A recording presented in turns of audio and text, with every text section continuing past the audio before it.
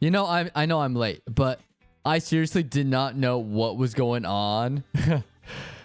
But YouTube was just not like connecting stream. So I wanted to wait to get it done, like that figured out, and then we could, you know, go forward with it, I guess. But yeah, how's everyone been today? I hope everyone's been doing good. Yeah, there we go. I think it also could be the title, because the title is way too long and YouTube has like a limit for its title. So when you multi-live stream, you gotta be careful with that. That's also something. But welcome back, everyone. Hello, my Seyorias. It's so good to be back on stream. I'm wearing my Kaiju number 8. Beautiful shirt. I love Kaiju number 8. It is an amazing anime. If you haven't seen it, definitely recommend it. But, oh man, I got a lot of things. Like, I got a new Stanley, so this is just water because I need to drink more water because it's been heating up for sure. As you can see behind me, I have made progress on everything I wanted to do with my room. So, as you can see up there, most of the things on top have stayed the same, really. But if you look up there, you can see a portrait of my family members. Granted, they're at a distance, and I do appreciate that because it's kind of like, oh, they're kind of like in the background, but far enough so you guys don't see it because I want to protect their privacy.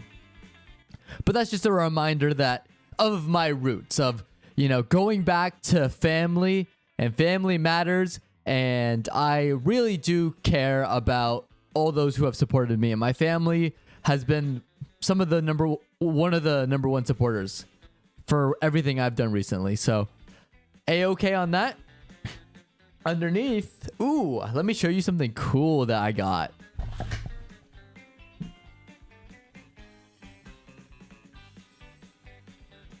One, two, three. Boop. It's Natsu and Lucy from Fairy Tail. Look at that.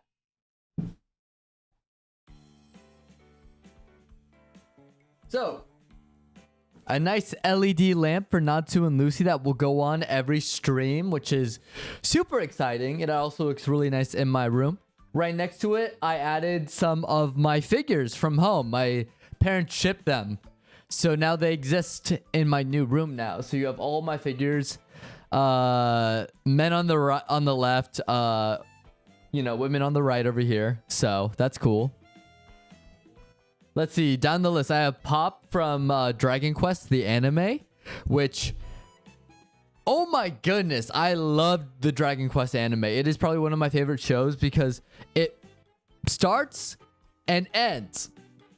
That's all you need.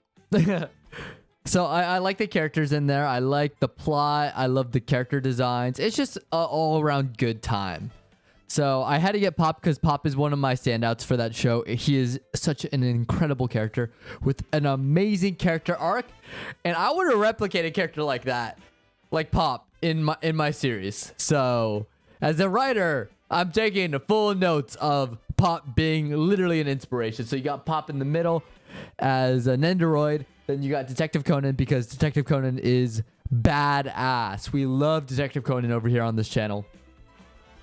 Right next to them, of course, we have, we can't forget the waifus, especially the ones I grew up with, which is, of course, Mai from Bunny Girl Senpai. Then you have Miku.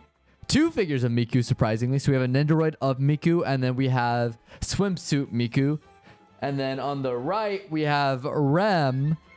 Katarina Kloss from the villainous Doomflag anime as an Nendoroid, and then of course the blue-haired chick from Sword Art Online. And then right underneath there you have our ban hammer, so whenever we ban any bots or cringe people, we have that hammer to enact justice. Right next to it is my Schlatt plushie that I bought because Schlatt is funny and I like him as a streamer. So I'm like, hey, I like his little like lamb or ram, you know. So I made sure to buy that. And then we also got over here on the right side, you can't really see it too well, but this is kind of like my comic shelf. So it's a mask. I have to like actually buy like the foam heads so I can like showcase what I have. But it's the mask from, actually, let me just show you.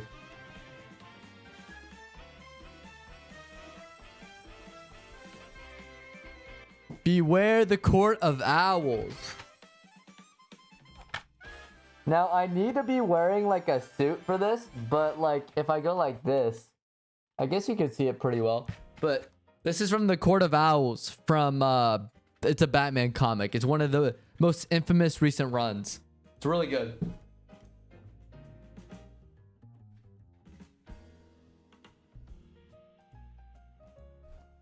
And if I wasn't a nerd enough, I love Nightwing. I think Nightwing is one of my favorite heroes. So, of course, I get his...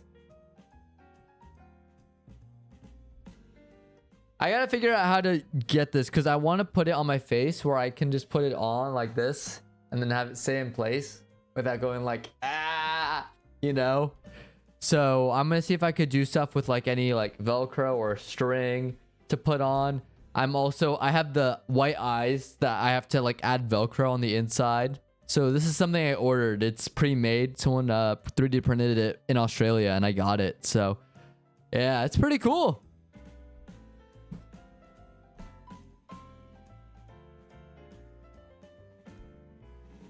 So that really concludes like all the stuff I put on my shelf. I also did put some figures. You can kind of see it, not really, because my little I'm gonna call it Stanley even though it's Arctic. My little Stanley here is blocking the figures. It's on the window right here on the window shelf. So I use it because my blinds don't go down all the way, which is kind of annoying. So what I'm doing is I'm putting my figures there so it kind of like blocks it, you know? Like I'll show this one because I don't want to move the others. I mean, if we're talking about waifus here, I got Echidna. We love Echidna over here. So one thing I'm not going to show it on stream, of course, but one thing when I bought this, I'm like, oh, this is a cool one. Apparently it's a ramen holder. So you put it, she sits on the ramen like cup like this to close it. So it traps the heat, which is pretty cool. I didn't realize because I literally just moved this and I was going to grab it from underneath because this was like on one of the higher shelves back where I lived. And I was just checking something. So I was moving figures around. She doesn't have like a cover. It's like you could see her panties. And I'm like, thank God my parents didn't know about that. Because this turned into like a very different figure. A very different one. And I didn't mean to. But it just happened. So I don't know why I'm still looking at it. I'm not that kind of person. Oh my gosh, I just showed it. Wow. But yeah, I'm not that kind of person. I swear. I literally thought this was a pretty figure. And the fact that it's a ramen holder too is pretty hype. So yeah, that's kind of like my room. Again, what's nice about streaming and like the fun part is I'm going to probably buy more figures in the future because I love collecting figures. And I hope I can like fill up this whole shelf with like stuff. You know what I mean? So it's like less empty and barren. Like you have like more things behind me. I think that'd be super dope. I'm also debating on maybe putting lights on this end because I only have LED lights on this side right here. I think it'd be so cool if I fill up my whole room and just light up this thing. Because my actual light sucks. It sucks bad. So I gotta upgrade that. Which goes into like my point. So fellas, is it wrong to move into the woods and build a log cabin for yourself? Because that is something I've been reading recently. It's a really good manhwa. I forgot the name of it. But it's about this guy who gets like... his character gets kicked out of the dorms. And he still needs to attend school. So he lives in the woods. Even though he's not allowed in the dorms because of story events. And it's funny because he basically has to build a life for himself. He's like, well, they kicked me out of my home. The only place I could stay. So let me live in the home, like in the woods, and build like a log cabin. Well, first he builds a shelter. Then he upgrades to a log cabin. Then he like adds furniture, adds a furnace. And then he goes from like catching fish and grilling fish, and that's his source of food, to like actually hunting, like actual deer and elk and stuff. So it's really cool progression. And that's how I feel about at least this room. Because this is like, this is a secret room tour. This is what it is. The stream is, at least for the first half. It's me talking about my room because I want this to become something that's like iconic for the Seyorites, you know. This is our HQ. You are watching me. We'll have chat go by. And like, you have the iconic Seyorias background. That's like think about Ludwig. I think Ludwig has the perfect background because it's just iconic. You know what I mean? The fact that he has chat sometimes, buy stuff on Amazon, so he can put in the background, I think is so funny. Yeah, but I think I could definitely use some more lights up there. Yeah, more figures over here. I'm gonna do a trip to South Korea in the summer with some friends, or not in the summer, in the fall. So when I go, I'm gonna try and buy figures so I can upgrade my stream setup. That'd be pretty dope. Like I just have a bunch of meaningless stuff, like some books at the bottom just to hold everything down. But yeah, maybe get some foam heads so I can show off the Court of Owls mask, and the Nightwing mask. And I also have like, of course, the Star-Lord helmet. I want to show that off, so I need to find a way to display that properly. You know what I mean? There's just a lot of things I just need to like figure out. The Star-Lord helmet's just really heavy though. That's the only thing. So maybe I'll just move it down here and find a way to hold it up, you know? It'll be one of my foundations. But so far, not bad. This is like also my room. So it's like, I also want to make it like, you know, practical, right? Like this is like legitimately a place I live. So it's not like I have, this is my office space, right? And then I have my room that's a separate room. I'm too broke for that. I'm sorry. No, this is very much this is my bed. This is all I have. I just transformed it into a part way a streaming room. So yeah. I'm living in the woods pretty much. I'm living on my own. And it's exciting because you get to customize things like this. Maybe, like, I feel like the wall behind me is also kind of barren. I may put up, like, some anime posters. That'd be pretty dope. Just to fill in this space. But I feel like right now it's fine, especially because my head's here. So it's, like, not too bad of sort of just a blank space going on here. Yeah, I need to put more pictures and stuff. Just transform the room. Maybe I should just do this.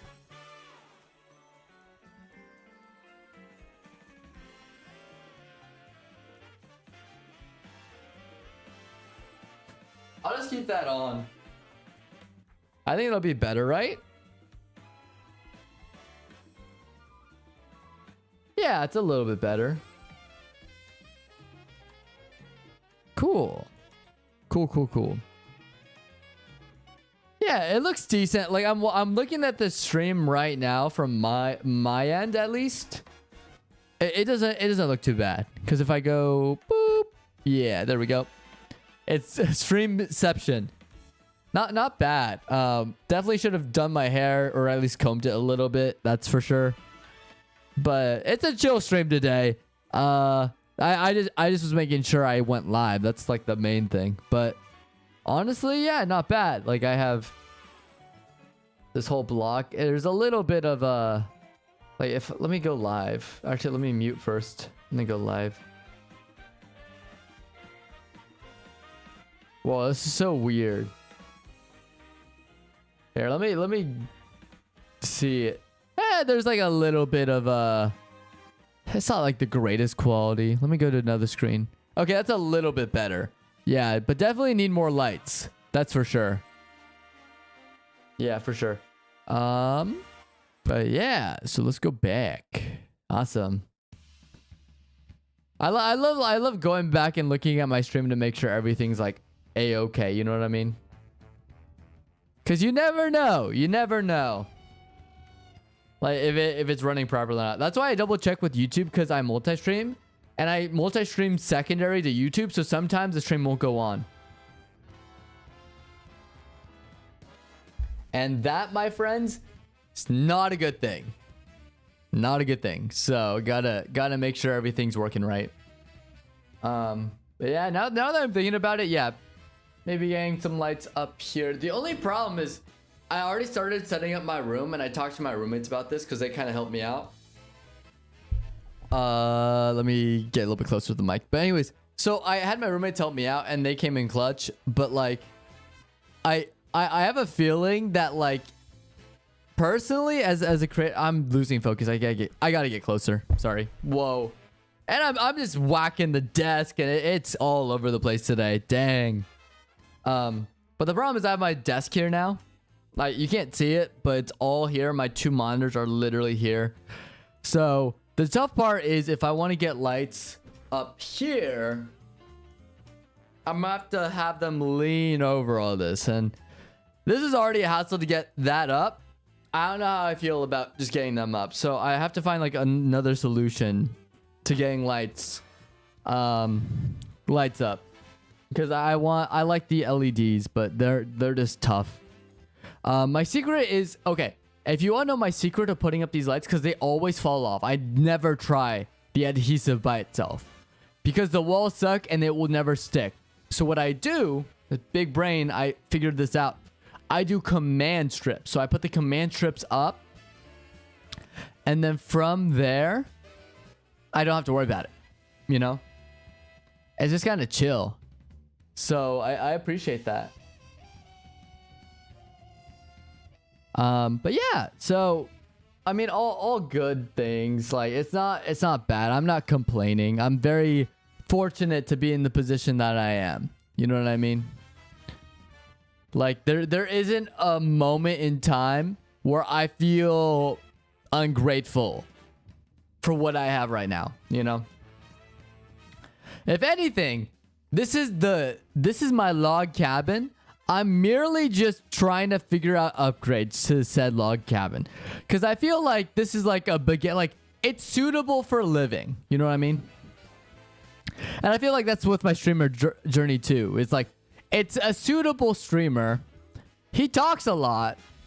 He's entertaining enough, but I feel like I just need to start refining things. Like, I have like, it's like Minecraft, right? It's like, oh, you built your first shelter out of dirt. It's suitable. It protects you from the zombies. And yeah, maybe you have crafted like maybe some stone armor, or not stone armor, but like stone weapons, right? So you got cobblestone, you started building a furnace, started cooking a little bit, and then you started, of course, getting like, you know, a stone sword, a stone pickaxe, you know. So you're making your way down, but you got to start finding your iron, start refining, like chopping down trees and transforming the birch to actually make the walls look prettier. You know what I mean? Start building ladders. Like, that's what I need to start doing. Is like, it's just more of the, okay, it's practical. We've been doing this. Really, like, honestly, I even got a head up. Because, like, I literally got, quite literally, like, that raid was someone, like a veteran Minecraft player coming in and giving me, like, a diamond pickaxe or diamond sword. Like, off rip. That's what it was. So, I am so super grateful for that. So, I just got to figure out, okay, I have the pieces. Now I got to figure out how to implement them, especially because we're going to do, like, YouTube's been so buggy with, like, live streams. So, I got to figure out how to redo it because it just does not want to start. I think it's an account linking issue, personally. Or YouTube just wants to be problematic and, like, a pain in the butt. But, yeah, it's just like, I don't know. It's a journey. It's a journey that I'm going to have to take, and you're going to be able to follow me on this journey because, you know, you guys enjoy my content, and I appreciate that, you know. I'm here for you guys the same way you guys are here for me. That's how it works here on the Seyorias channel. You know, you're my Seyo Knights. So there are definitely going to be hiccups along the way. Which, speaking of, has anyone seen the new How to Train Your Dragon? Because I haven't. I heard like it was pretty decent from what I've been told. The biggest disappointment, surprisingly, that I've been told like not to watch is what so it was from what I've been told, the Lilo and Stitch movie was fairly good for an not a direct adaptation, but from a loose adaptation perspective. I heard it was serviceable at worst. Same thing with the How to Train Your Dragon live action. But the disappointing one was actually Karate Kid. I blanked on it. Karate Kid, I heard, was actually really bad. And that's surprising because the trailers made it look at least like decent and serviceable, like the other two. But apparently that one's the stinker out of the three currently in theaters. But I have no plans to see either. I've just been hugely against live action remakes unless they have a specific twist to them, like Maleficent. For the most part, I'm not really the biggest fan of the live action stuff because I'm like, just watch the animated versions. It's just, why would you do that, you know? Or Jungle Book was a really good one. I do like the Jungle Book live action, but in terms of like, I don't know, I just haven't been a big fan of the just making direct live action adaptations, especially because it just degrades and just belittles animation because it's like, just watch it animated. It's a better medium. It's like, why? You know what I mean? So I haven't been watching movies. I heard Mission Impossible was really good. There's just like a thing that they did that people are like 50-50 on. That's what I heard. But I do need to watch that because I have been caught up with the recent ones. Still need to watch the earlier Mission Impossibles, but like at least the recent ones since I guess Ghost Protocol, I've been caught up.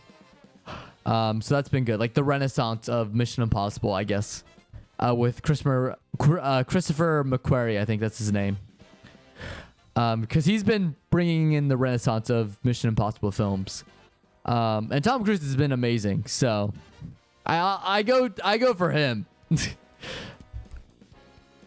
But yeah, I've been like also like broke recently because I've been like, oh shit, I've been like spending a lot on some big future trips. So I want to make sure that I kind of take a step back and not spend too much when I don't have to, especially with summer releases are going to go crazy. Like Superman. Oh my goodness.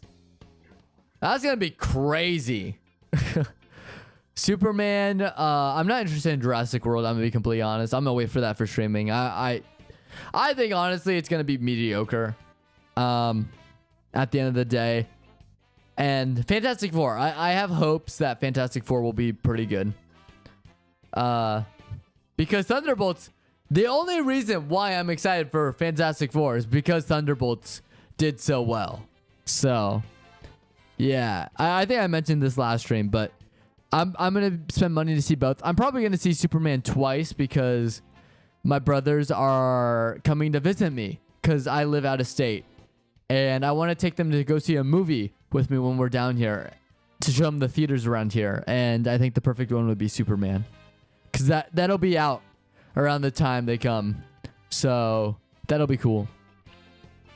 Especially because I'm a huge DC fan.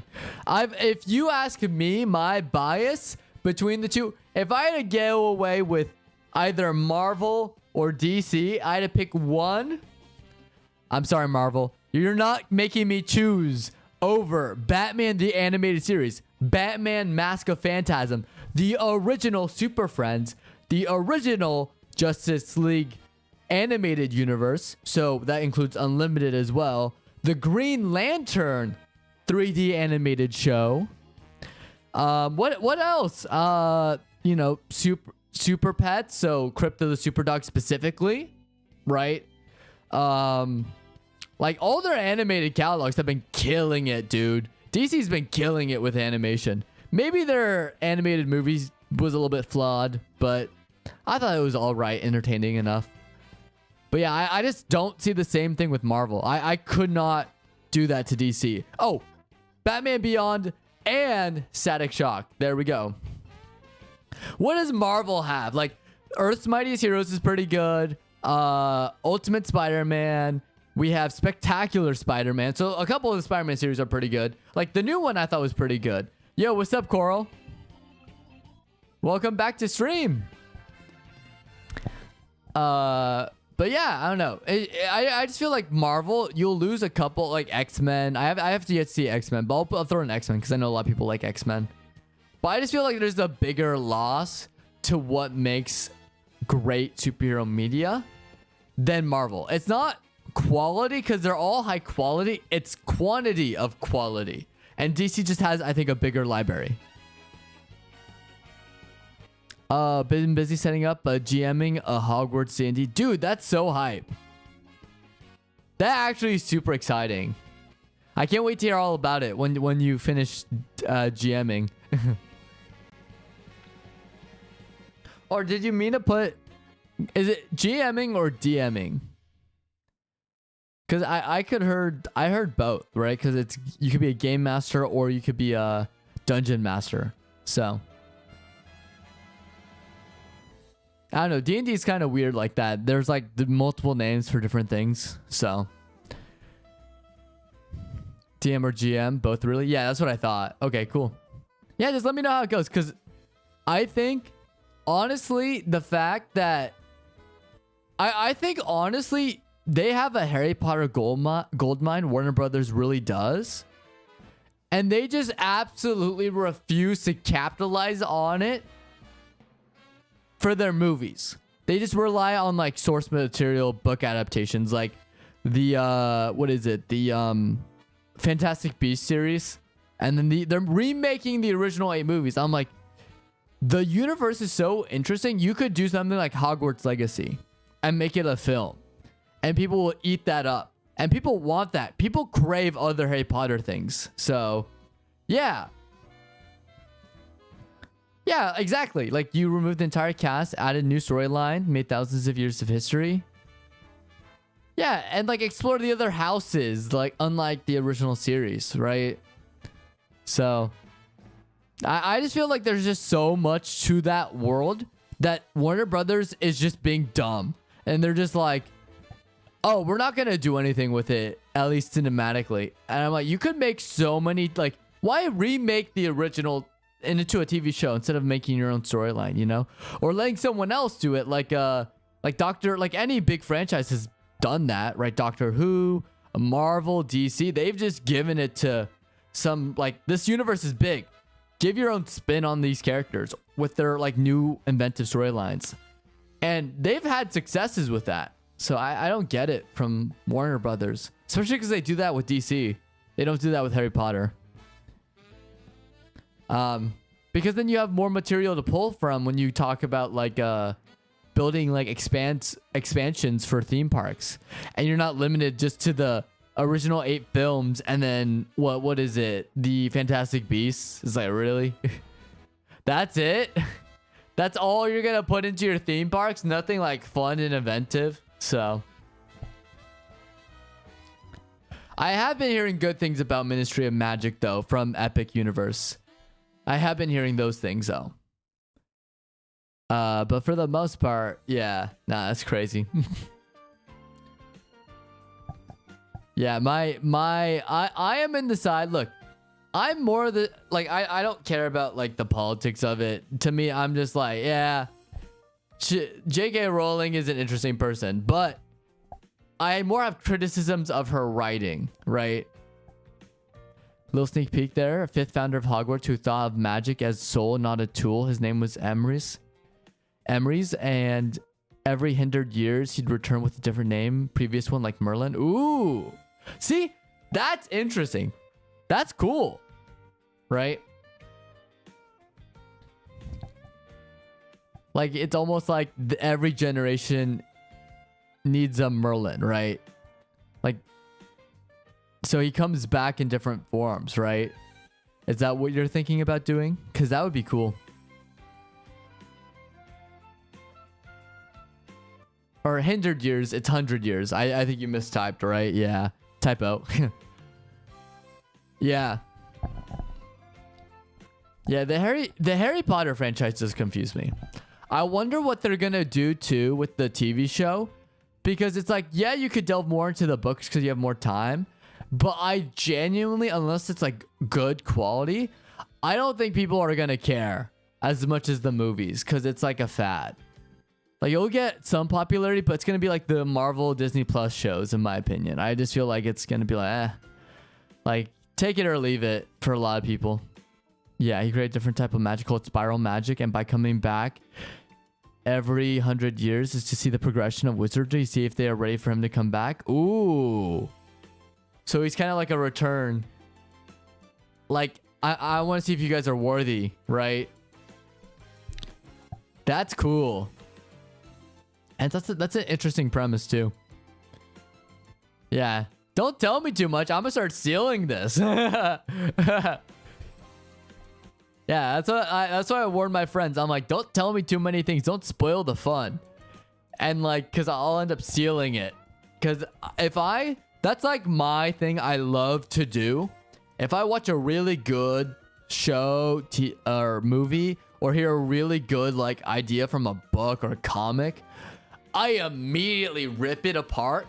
Just so I'm not ripping apart. It's not the right word. I dissect the hell out of it. That's the word. I dissect the hell out of it to see what I do, you know? It was inspired by Gurren Lagann in the BBC called Adventures of Merlin. Cause I've seen Adventures of Merlin. Yeah. I love Adventures of Merlin, dude. Dude, honestly, one of my favorite shows on Netflix. The only thing that I was disappointed by is I started catching up, and I'm gonna be honest, like the 5th season onward, it became a little stale for me because I did not care about the villains. It was just kind of like, I did like the practical effects, I did love the main characters, but the villains just weren't doing it for me. And I actually did not mind the effects because I knew it was like kind of a lower budget. But Merlin, oh my god, yeah.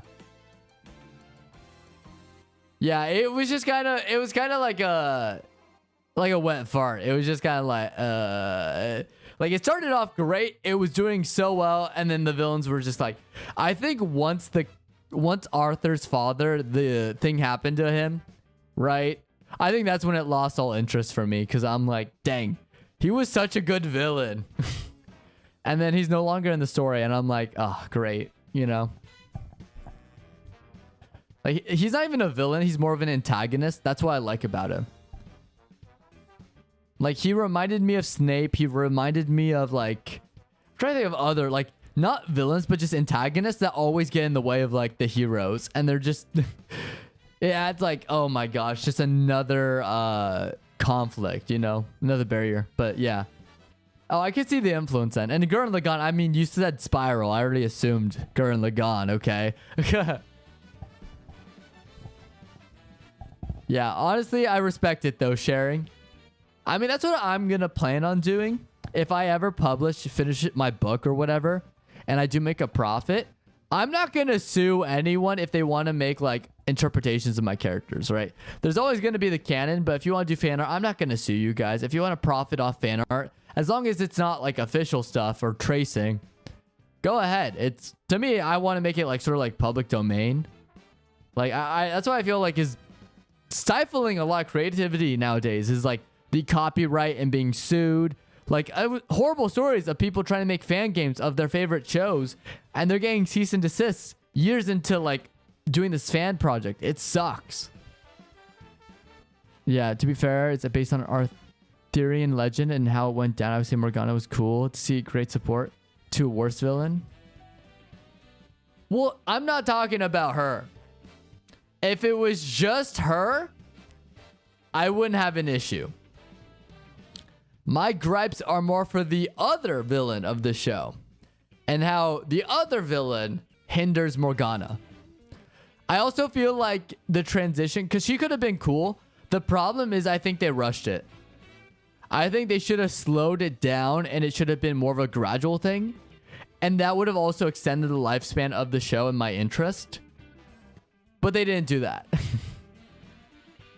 Yeah, because I knew, like, I didn't know, and then I looked up the legend, and I'm like, oh, yeah, no, she's a villain. I don't know why she was supporting. And then I'm like, oh, they're gonna like make her go down an evil route, but then it just like they could have stretched it out a little bit longer and it would have made it more tragic. But I think they really wanted to like get people to keep watching, and so that's why they rushed it, so that people would like tune in for the next season. But I think they should have taken their time. Yeah, I don't know. I just like the idea of young Merlin and young Arthur. Like that's just cool. You know what I mean? Because usually it's old Merlin and young Arthur.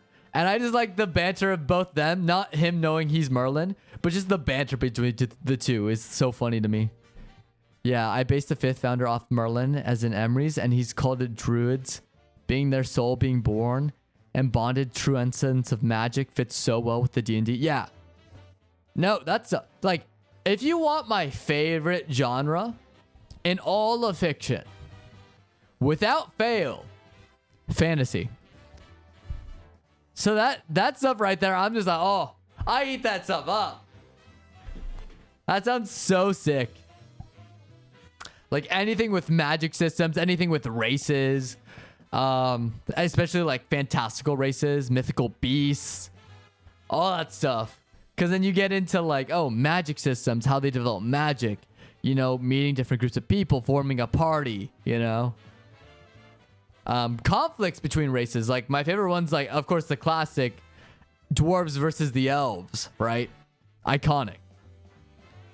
Or like the forest spirits not being sometimes your allies, sometimes they're antagonists, and that's fun to deal with. Especially when you go into like, if people want to pull from like actual fairies in mythology, where the fairies are straight up menaces and will try and kill you or trick you to your death. Like, I love the ideas of like, you know, the Hollywood fairy, which is like Tinkerbell or whatever, where they're just pretty women with wings, tiny, you know, that swing around, cause good luck and help you out. With fairies in like actual stories, right? And folklore, oh my god. They're terrifying. That stuff's crazy. Yeah, that's why I don't know. I've always been like a big fan of that. And plus, like, you look at like the best. I feel like the best games too come from fantasy. Elden Ring, Breath of the Wild, like Legend of Zelda, just as a franchise. I guess you can argue because they have sorcerers. Stardew Valley, you have like any cozy game, really, right? Yeah, he can come back 100 years because he's created a spiral gate with his magic. This allows him to keep his body between doors of death and life. Hence why he can't stay for too long. That's cool. Yeah, because, you know, there's a whole thing where... So, I learned this, I think, when I was studying my mythology class, because I did one in college. One of my all-time favorite classes, because it was just so interesting.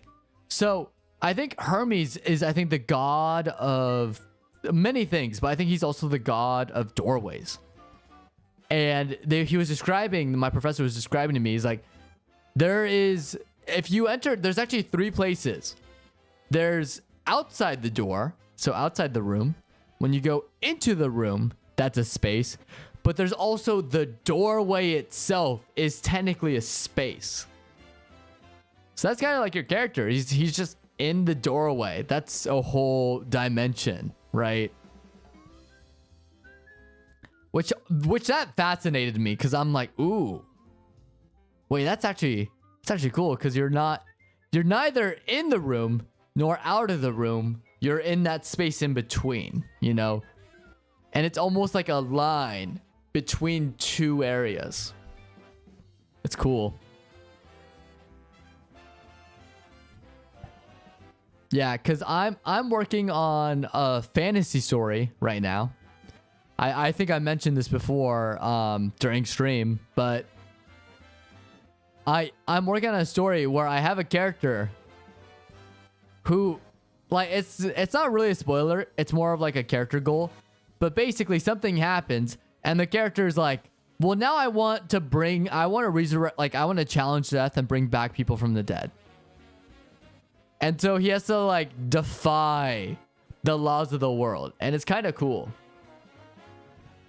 Oh, we have our first ban of the evening. Boom. Get out of here. Yeah, well, it's given me an idea for a character. Maybe the spirits. He can talk to our Greek gods and some people called the old gods. But they're magic spirits. Yeah. Dude, like, honestly, just do it. Like, you can create the laws of the world, which I think is, like, the best part about fantasy. Is you can make everything like, this has to obey physics. This obeys laws of physics. This does not. These are the laws of the world. But if you break them, that's where you can make it fun. You know what I mean? It's like, yeah, you can't challenge these gods. But if you challenge the gods, uh-oh. Something unexpected will happen because you're not really supposed to do that. Yeah, or don't even call them gods. Call them like magical spirits. You can call them like deities. Like rename them. Don't even call them gods. Deities of the past. Like have fun with it.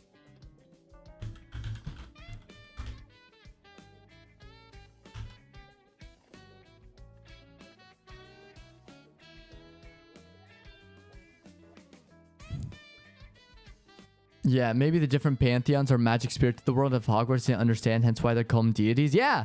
Yeah, exactly. That could be cool. Yeah, and especially with Harry Potter 2, the thing that made me love the series so much growing up and reading it was actually just learning about the magic and like the different artifacts and the history behind it. Where it's like, oh, you could do this thing with this incantation. Or like, that's why I think Goblet of Fire is one of my favorite books in the series, because it's all about, oh, you put the egg underneath the water and you can hear the sound it emits is actually the clue, right? Or you have to eat this plant to be able to grow gills to breathe underwater temporarily, you know? That stuff is like, oh my God, I'll eat that stuff up. Like anything that's about like, these are some cool artifacts you can do. Because to me, that's like the biggest selling point for fantasy is if you can convince everyone who's reading, or for example, your D&D session, right? If you can convince them that this is a cool idea, like it'd be cool in real life if you could do that, right? Whether it's like you can cast a spell that can immobilize someone or de-age them, right? That's what's cool, right? Yeah, I love the fact that curses are taught, not something they shy away from like most fantasies. They literally have classes called curses and hexes. Yeah. Right? Like, or they have like a dark, what was it? Dark arts, right? They have a professor for the dark arts. They have a whole course on that. Like, be aware of that. Like, that's what I'm like also like leaning into with mine. Is I'm like thinking about like, okay, what are the different types of magic? Like, if there's gods, are there demons, right? Are there devils? What happens if you possess demonic magic versus holy magic, right? Well, what are the problems that arise with that, you know? Are there different realms that you can travel to? If you're introducing deities, can you go to like a holy realm or a realm above all, you know? For example, Harry Potter touched base on it just a little bit, right? Like if we're talking about the doorway between life and death, right? Do you remember in Harry Potter in the 7th book when Harry quote unquote died because he was a Horcrux, but he wasn't technically dead, and he was in that white plane of existence with I was gonna say Gandalf, but no, it's not Gandalf. It's shoot, Headmaster. What? How am I blanking on his name?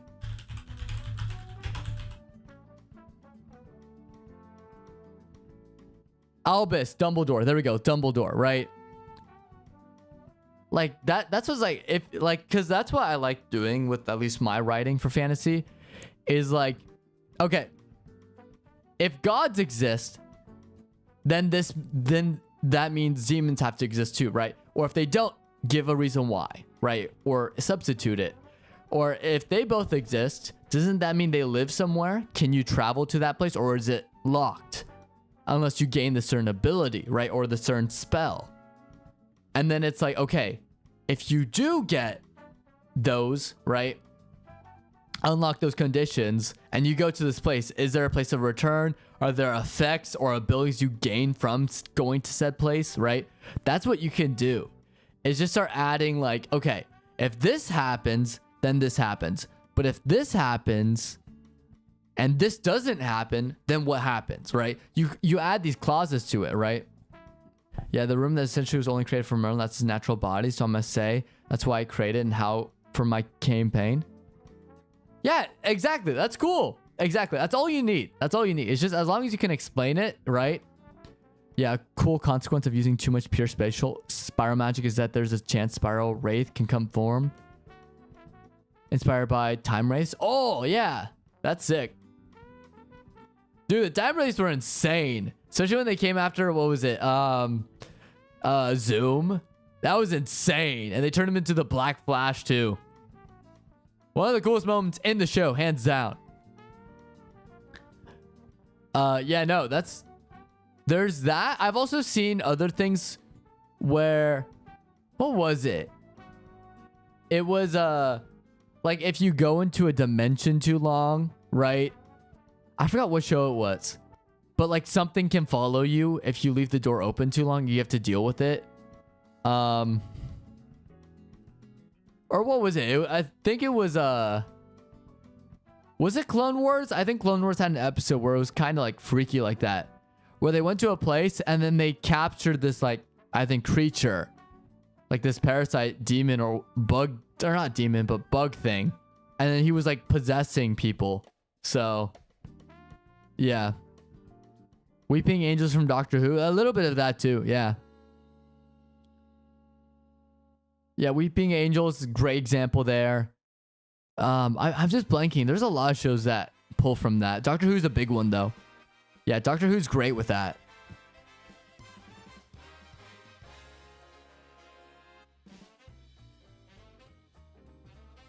I'm trying to think what else. Yeah, I mean, you could also have a consequence where it's like imagine like a spiral wraith. Like how about this? What happens when a spiral wraith touches someone? Like you're attacked and it's like Dementors, right? What happens to you if this spiral wraith touches you, right?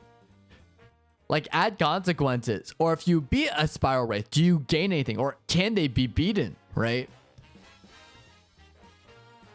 Like, or they're indestructible and you just have to keep running away.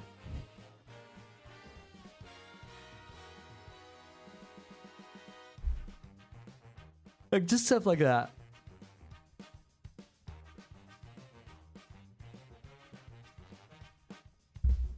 They take away their magic affinity permanently, making them muggles. Basically, they're the most pure form of magic. Ooh. Now imagine someone figures that out and then they purposely weaponize it. You know what I mean? They try to trap these things and then use them as weapons against wizards. You know how overpowered of an ability, like what the Ministry was doing with the Dementors.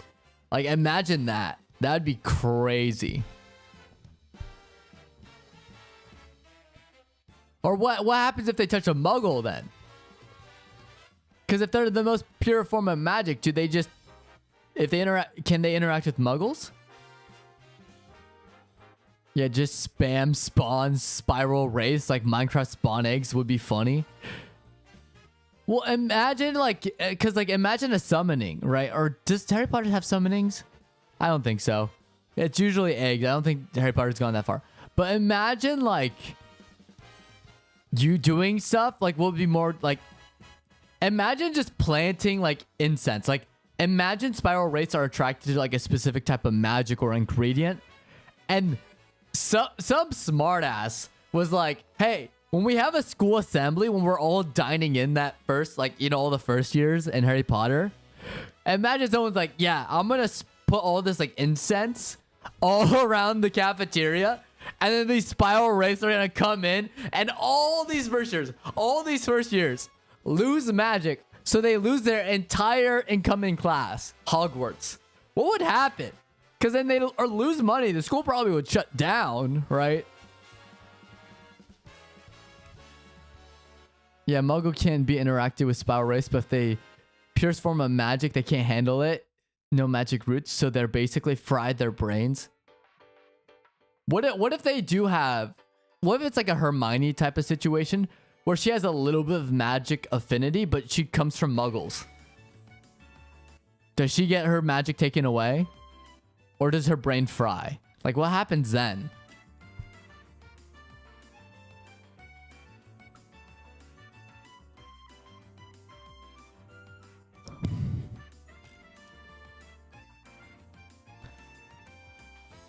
Also, what about magical creatures? What if they interact? Like, because they're made of magic. They have some magic affinity. Like dragons or some of the other creatures. Like the, what is it? The pixies? Right? They do tricks all the time. They have magic.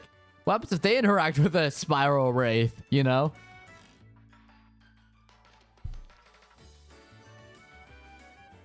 Like, do they explode like a water balloon? Is that what happens? They go boop. Like, that would be... Yo, the infamous Toast. Welcome to the stream. Thanks for the follow. I appreciate it. Like, that would be a Lily situation. Harry's mother, she has magic roots, so her magic would be taken. Okay. So she would just revert back to being a muggle then. Okay. Yeah, but what about... Okay. Yeah, the spiral wraith only goes after the person who made it come, aka the one who overused spiral magic. Okay. Yeah, but what if... Okay. What if the person they come after is a phoenix, right? What if a phoenix uses spiral magic? Or somehow you teach a phoenix to use spiral magic, and then you take away its magic. But then it reincarnates, you know? It gets reborn. Does that mean the phoenix comes back? What about the sorting hat? What happens if you do, like, you're trying to battle it? What happens to your wands, or if you have the sorting hat? What happens to that? Does their magic get taken away too? And does the sorting hat just become a regular hat now? Also, what happens if Dementors go through it?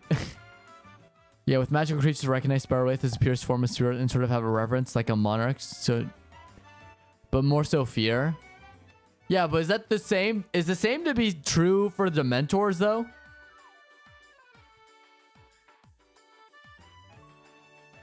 Because if a Dementor shows up and goes through, it's like... is it over for the Dementor? Can the Dementor suck the soul out of it? Or is it just... Because it's pure magic, right? How does that work out?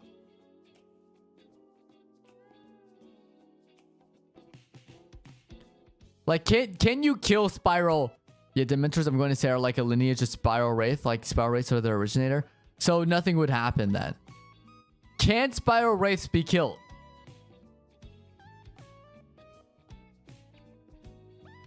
That is a question I want to know.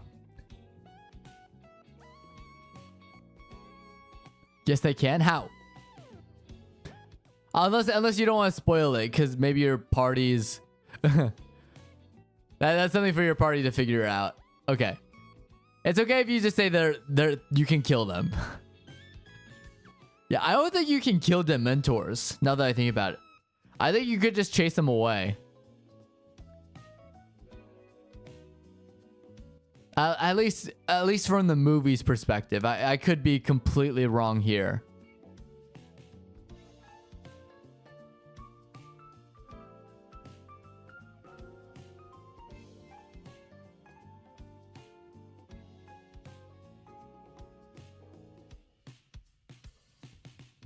I'm very much yawning today. I don't know why. I used to get embarrassed on stream when I do, but I'm just like, it's late. We've been streaming for over an hour. I get it. Since they have the most pure form of magic, they use another custom magic I created. Comes from the darkest and most twisted part of humanity called Despair Slayer magic. Oh, okay.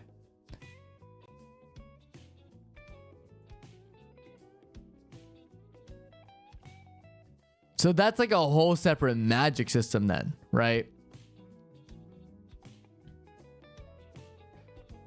Dang, that's crazy.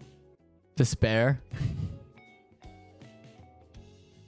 Okay, I'm getting it right. Okay. Dang, so is there... So if there's Despair Slayer magic, is there an equivalent type of magic that's like the opposite?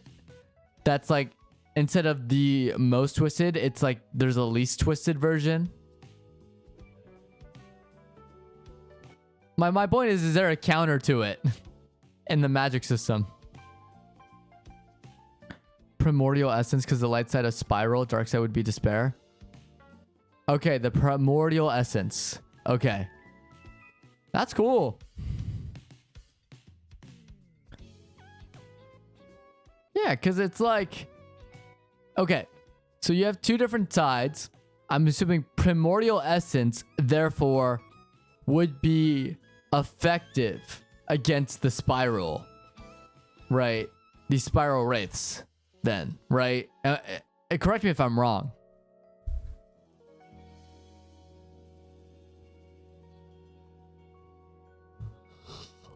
Yeah, I keep yawning today. I don't know why I'm yawning like crazy. That's weird.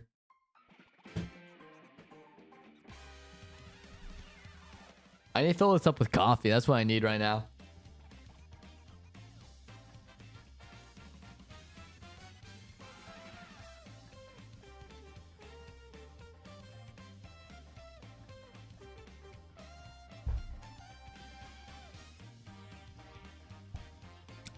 Yeah, because for me, I don't know.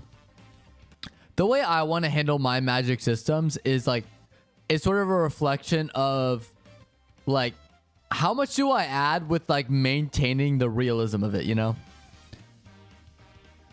It's how spells are branched off, and you have charms which originate from spiral magic, and then the hexes which come from despair, and the title of spiral and despair magic called primordial. Okay. Oh, so they're branches.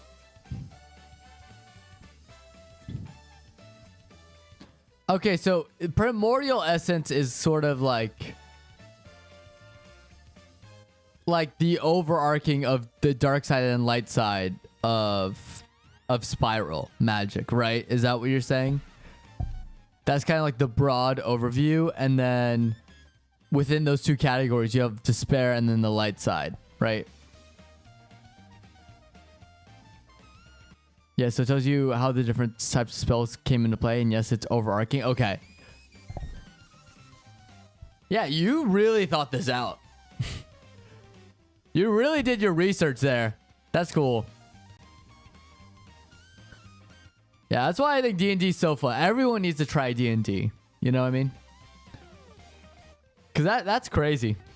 Like, I swear, if your party, if your group isn't grateful... Like, this is such a sick campaign, dude. Just based on what I'm hearing, like, you already invented like two like new categories for the magic systems within the Harry Potter universe, especially borrowing from like Gurren Lagann for spiral magic.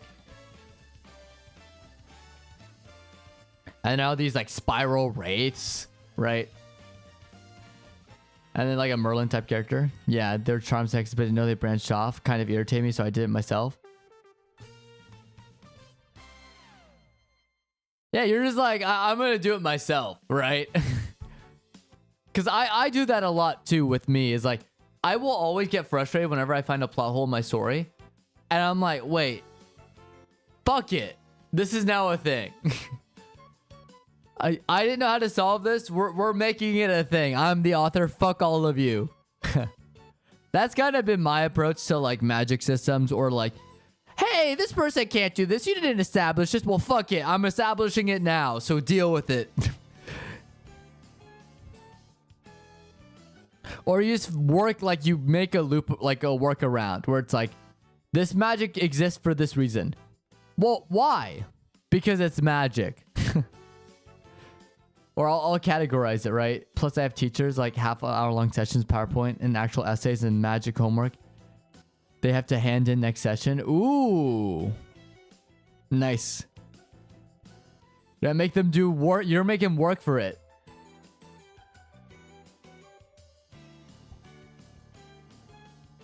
That's crazy.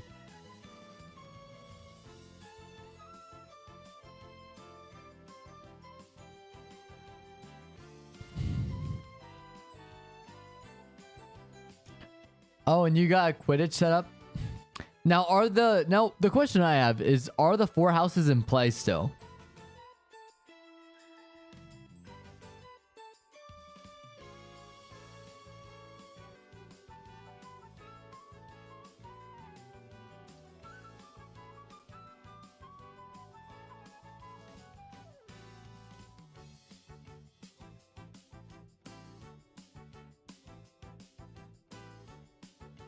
Four houses are the same. I just add more detail to them and more story. Good.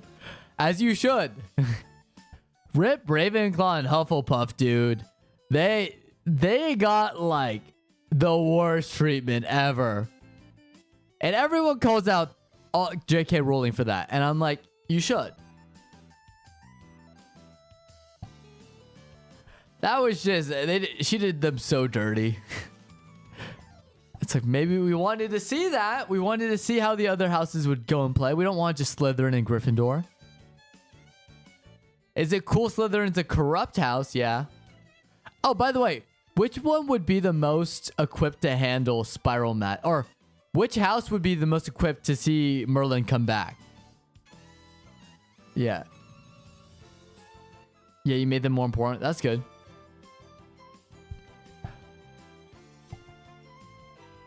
Because I'm also tired of seeing Gryffindor just get all the preferential treatment. You know what I mean? Honestly, if I had to pick between the 4 houses, I think I've said this before. 100% I'm Slytherin. I'm going Slytherin all the way. That's just who I am. I wouldn't say with Gryffindor. I'm sorry. Nah. Overrated as hell. Down with Gryffindor.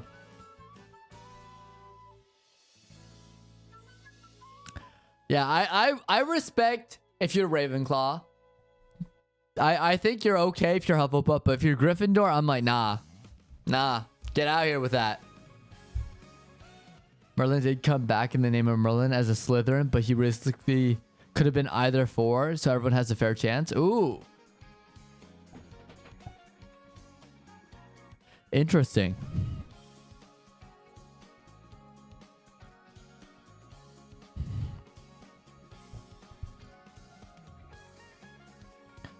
Yeah, but that's why Slytherin is the best house, though.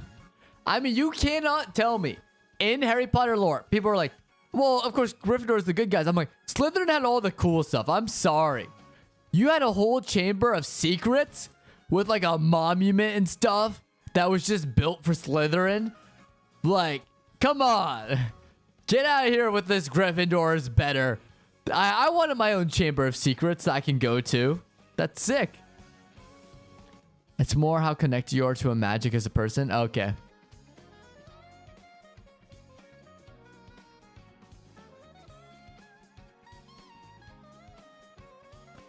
Yeah, so I guess everyone has a fair shot, which I will say you're given more credit than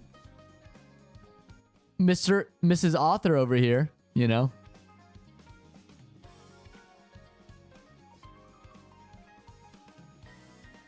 Outside of more magic zoology, so more beasts and monsters to potentially tame. Ooh.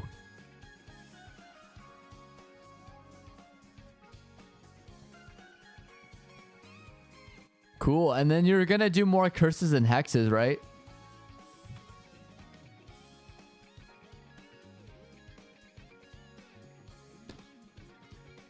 And this is all set in... Is it all set in Hogwarts then? Right? What is this before the original series? Is this after? Is this like its own timeline, but like a lot of familiar elements of Gryffindor, or sorry, Hogwarts exist?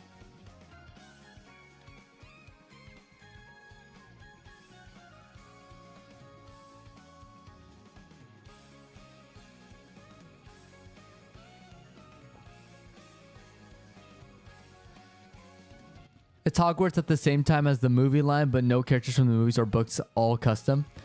Okay, so it's like a sort of like its own universe kind of thing. Okay, so like same age. I'm assuming same setting, same age. Just the thing that's different is the plot and the characters, right? Everything for the most part probably stays the same with some added like details, right? That's what I'm assuming here.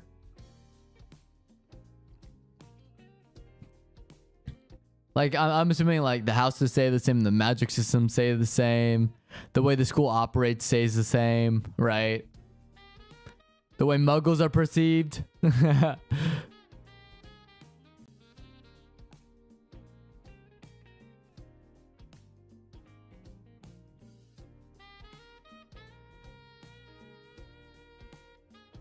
I've been yawning a lot today.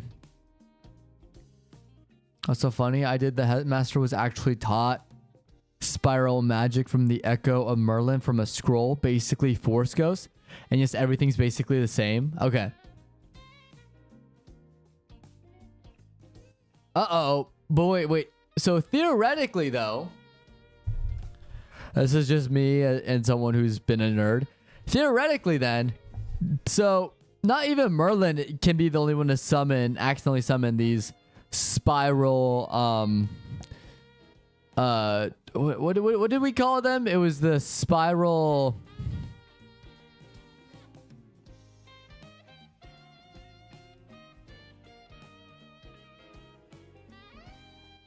wraiths. There we go. Wraiths, right?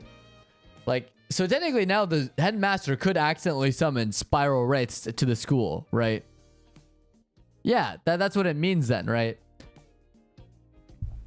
Yeah, so theoretically, if the headmaster taught spiral magic to any one of your players, right?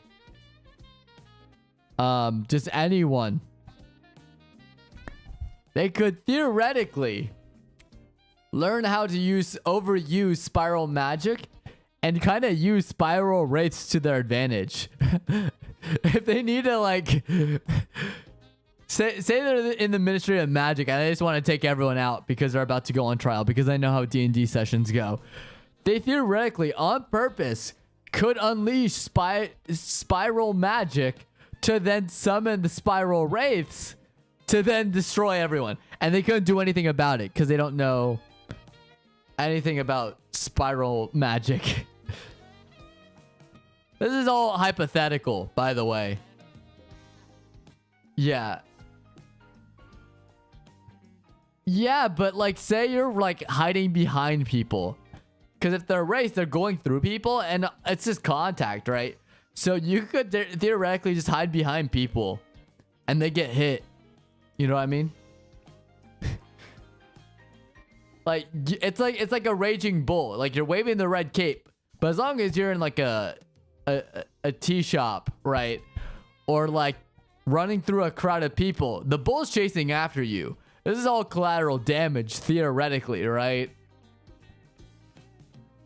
Unless there's like another condition where it's like they have to like physically attack you to then have that effect. Because then that becomes like legitimately a weapon. Because then all you have to deal with is just knowing how to kill the spiral wraith after it's done after you've successfully murdered everyone. Right? Yeah, when it goes solid, unless you have despair magic or really fast legs, you can't hide behind people. Well, it's chasing after you. I'm saying like it's chasing after you. And wait, so you're saying spiral wraiths have like a certain what level of sentience do they have?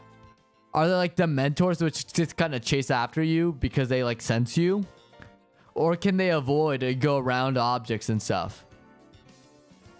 Like they can choose to be solid, but what's their extent to when to go solid or not? And are they really that concerned about harming other people in the rampage, right? Maybe they didn't want to get to you at no matter the cost. And so it doesn't really matter. You know what I mean? It's just something to consider. Like, yes, I am trying to weaponize the spiral wraiths.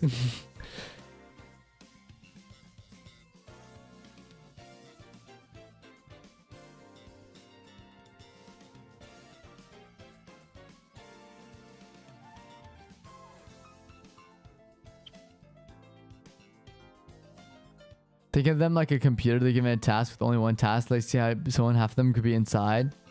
Somebody else touching you. The other person would be fine. Okay. So they have a level of sentience where it's like, we're only going to harm this person.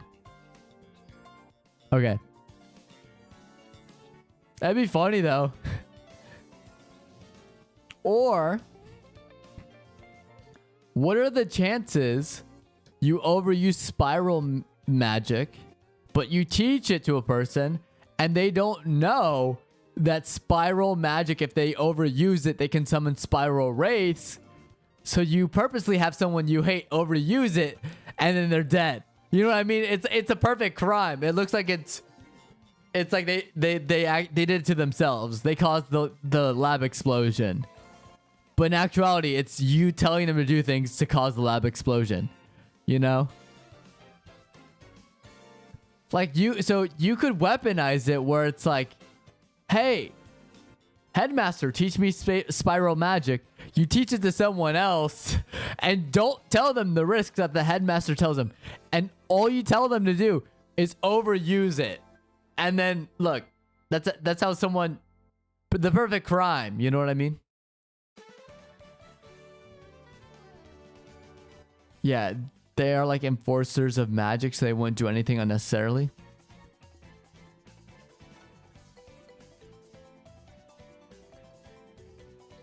Or is that... Oh, dang it. So you're telling me I can't abuse the magic then.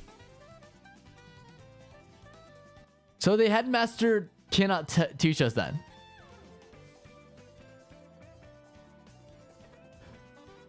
Or what if, okay. What if you find the Echo of Merlin to teach them, but then you use like one of the memory erase functions, like in the Harry, because it obliviate. Remember obliviate? It wipes your mind to erase that one memory of him telling them the risks of using spiral magic, and then you convince them to overuse it. Like, there's ways around it. You have him, like, again, you can have Merlin or an Echo of Merlin teach someone, and then you just obliviate the safety instructions that Merlin tells them not to do, and then they overuse it.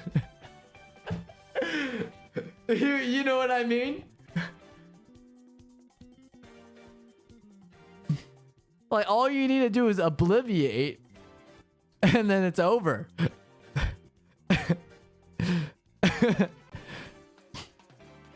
You just convince them to do the wrong spell. That'd be cool, but the way Echo sort you die, you go into the room, so it's more of an instinct than a memory.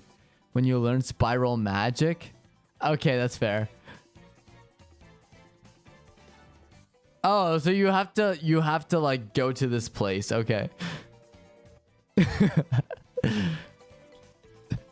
But say what if you're just like fucking around with your friends, like just like imagine both of you learn spiral magic and you joke around here like, what, you know what'd be funny is if you overuse spiral magic and then you have him accidentally overuse spiral magic, you know. You actually die and then come back to life essentially. Yeah.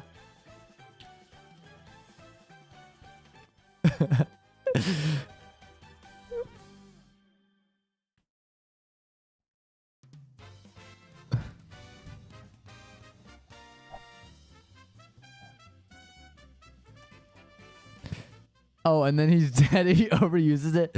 Doesn't know about spare. Well, what if you both like? Here's the thing. This is like think about any controlled substance, right? Like alcohol, right? Everyone knows the risks of alcohol. Not to overdrink. Don't drink and drive, right? Don't do anything dangerous when you're drunk. People still do it. It could be like that, where it's like you're messing around and it's like you built no spiral magic, and then you like, hey, I dare you to overuse, or like you make a game where it's like you use more and more spiral magic to see who can go the farthest without summoning a spiral wraith, and whoever does loses, kind of like Russian roulette. and then like your friend accidentally goes too far and does summon a spiral wraith. It's just, oh, sorry, dude. Yeah, the only person who can fight spiral wraiths with spiral magic is Merlin himself. Yeah, what if Merlin's not around though, right?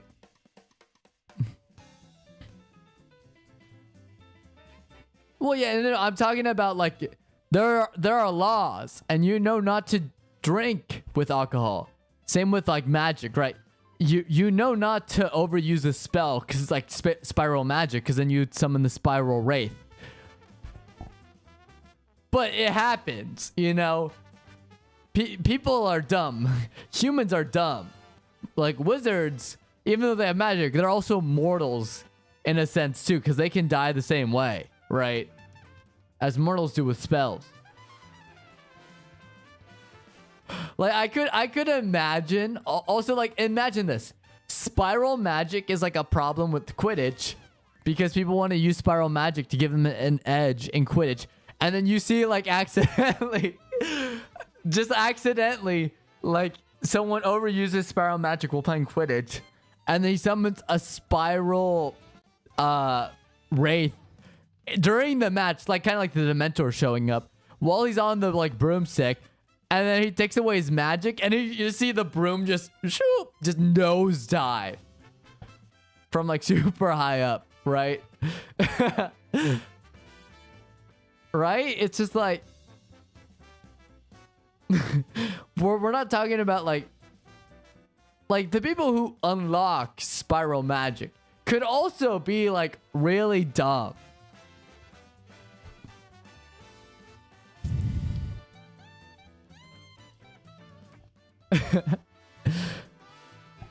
Like what if it's a situation where it's like a life or death mission, and then the dude is like uses way too much spiral magic, and then yeah, he's toast. Wait. But if a spiral, because you said they control, so technically muggles are safe then. Because muggles cannot use spatial magic. They can't use magic in general. So therefore they would be safe from dying. They can't die from spiral wraiths. The fifth founder is a mystery, and spiral magic is a race. So like the players would like using it sparingly. It is supposed to be a secret, and yes, my players would dare to get a wraith. Yeah, well, again, you told them it exists. What do you think they're gonna do? But summon a spiral wraith, because you want to test it out. It's like, hey, don't jump off the cliff. You'll summon like Cthulhu or something. Or like don't break this vase. You'll summon a demon. What do you think they're gonna do? That vase is smashed. Easy. It's gone. It's gone like a Oron host club, high school host club. That vase is tipped over and broken in a million pieces. It's not coming back. I won't tell them they exist until it happens, because that's the scene I want Merlin to appear and fight off the wraith. Okay. But here's the thing. They're gonna see that and they're like, let's do it again, but without Merlin next to us. You know what I mean? They're like, let's do it again.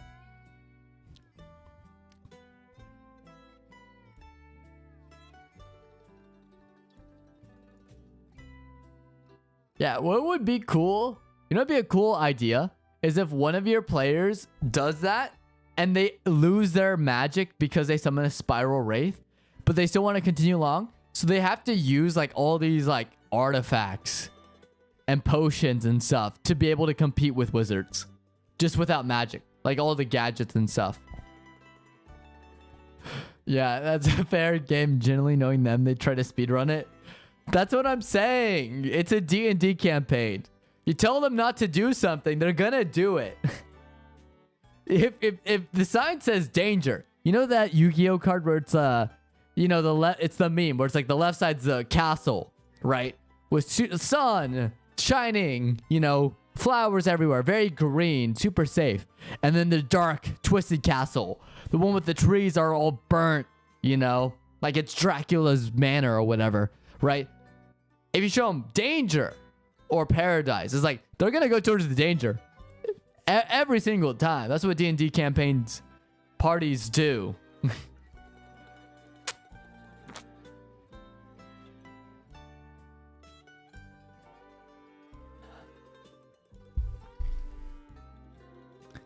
Like the speed run. Or you know, be okay. Wait. When does I have a question. When does a spiral wraith stop its chase? Until its target is like found, or until like Merlin fends him off, right? I'm gonna give the other characters PTSD from the first time they see spiral wraith. Just imagine them oozing flesh, dripping, and you can hear it plop just to see it plop. Yeah, like when do they stop its pursuit? Is it like the snail where it's like a never-ending pursuit? Or is it like after a while it'll go away if you avoid it after a certain amount of time and evade detection, and it'll just kind of go back? Because if it's like a system thing where it's like targeting you. Okay. What if your players have fun with it though? They're like, you know what'd be funny? Is if we all summon our spiral wraiths, and then the entire journey is like, it's just like a fun challenge. They have to complete the campaign. While also like, it's like the snail, you know, the immortal snail, where if it touches you, you die. Their whole goal is to like fend off like whatever challenges you throw at them. And then it's like, yeah, exactly. Yeah, you get it. The most dangerous game of tag. Like, just for the shits and giggles, you know what I mean?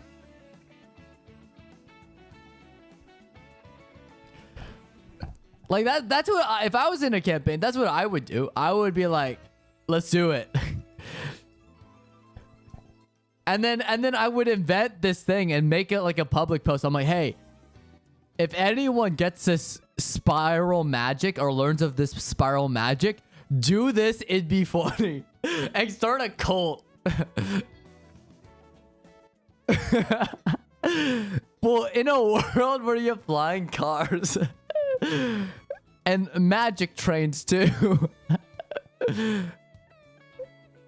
Yeah, and also you have broomsticks, right? You have the Nimbus. So they could be like, yeah, let's see if we can outrun them. Let's keep getting as far away as possible. 3 a.m. overnight challenge on the run from a spiral wraith. Clickbait thumbnail. Yeah, exactly. It's like, I want to be pursued by the Black Flash, you know? That's what I want. Because it'd be funny. That would also be like such an interesting horror movie concept. Like if you wanted to make a horror, like a Harry Potter horror film within the Harry Potter universe, just like your idea, spiral wraiths just chasing like just a couple of wizards from Hogwarts just throughout the world, you know? These are the players I ran to in a Fairy My Fairy Tale, so maybe. Oh, really? Yeah, that's sick. Because honestly, I think that'd be such a funny thing. And then no, imagine like it gets boring. So what you do is you like beg Merlin to show up to help fend them off. And he's like, okay, guys, don't ever do that again. And then they proceed to do the same thing. Summon them again.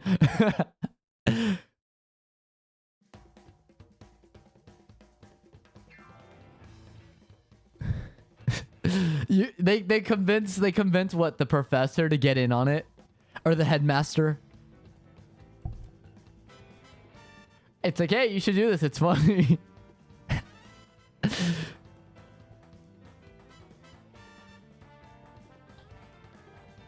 Because that's what I would totally do that.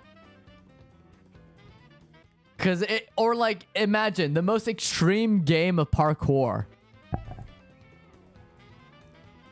Or have them chase you with in the what is it, in the bank systems in Gringotts. Yeah. That fairy tale D&D lasted about 4 weeks before the big oopsie. Oh no. Sorry to hear about that, Coral.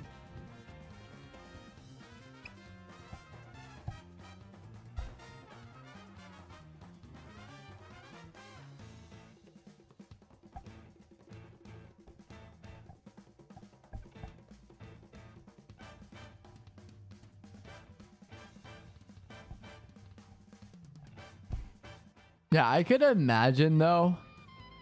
See, then I have a fanfic in my. I want to see what would happen if, because you remember the funniest scene to me is in the third Harry Potter film when Harry and Ron are being chased. When they're in the flying car, right? Because Harry can't leave, and the train is right behind them, and they scream, right?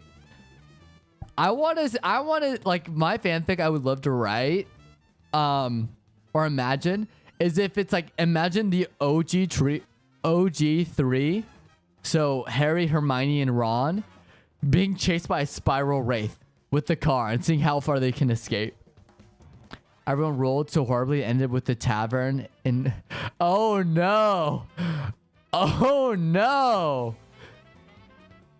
Why would they do that? You need to roll like such high charisma.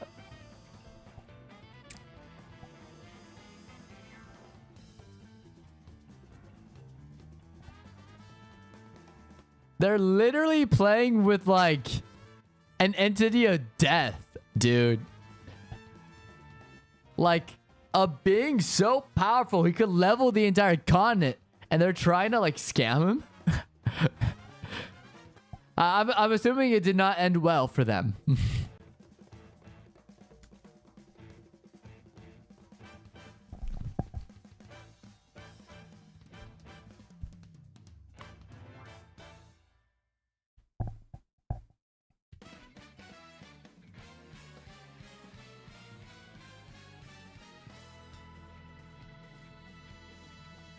He almost got scammed.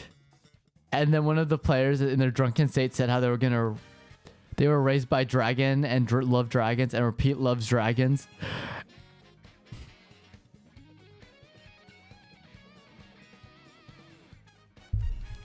You see, this is why we can't have nice things in D&D, because to quote Konosuba, it's quite literally like jumping into a pot of boiling water and closing the lid right behind you when you're a chicken at a KFC. What do you think is gonna happen?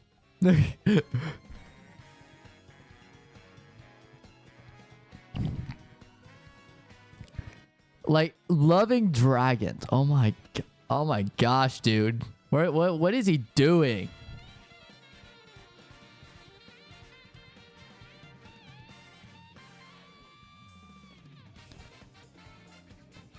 Let me assume how it ended. Let's say that tavern no longer exists, and the same thing could be said about your party. After that, he had the audacity to put his bill on actually spilt his drink on him and tried running off. Yeah, that's not good.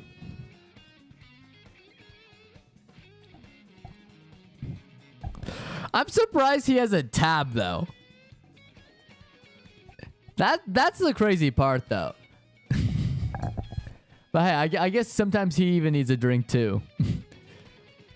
After fighting like one dude that kept holding him back for years, which was Guild Arts.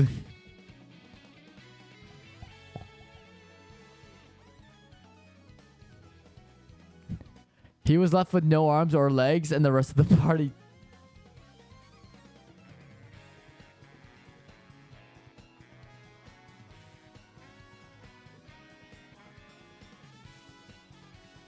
Yeah, I saw that one coming. Yeah.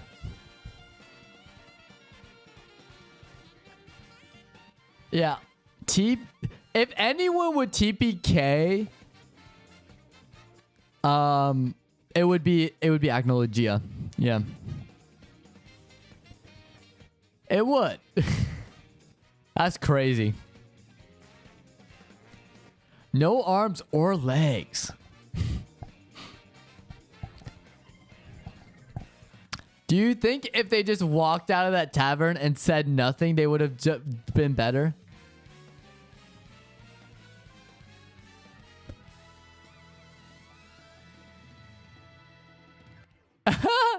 Really?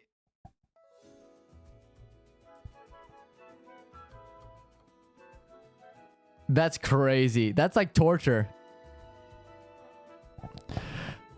Acnologia and a dragon lover walk into a bar.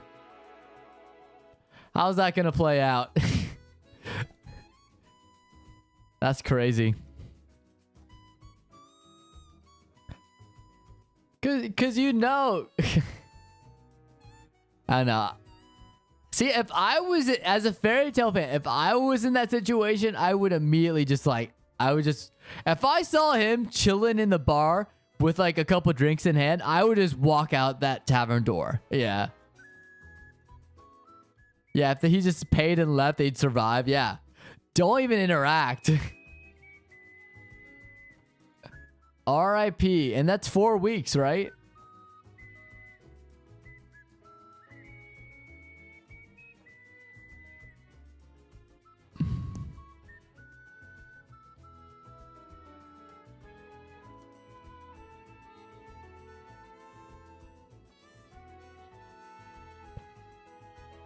Yep. 3 months of prep and 4 weeks of campaign. Yeah. I'll get typo. That's crazy. Yeah, but sometimes campaigns can blow up just like that. All it takes is, like, I remember one time my character, because they needed to write me out of campaign because I got busy. My character, the way I died is because my character died because he overdosed on, so he was cross. So he overdosed on drugs while also blackout drunk. So one character got revived by a healer and the other healer tried reviving me, but I did not come. So yeah. Yeah, he was definitely not amused. Yeah, and that, like, did you mention he was the kind of the final boss of an entire series dedicated to magic and dragon slayers and such?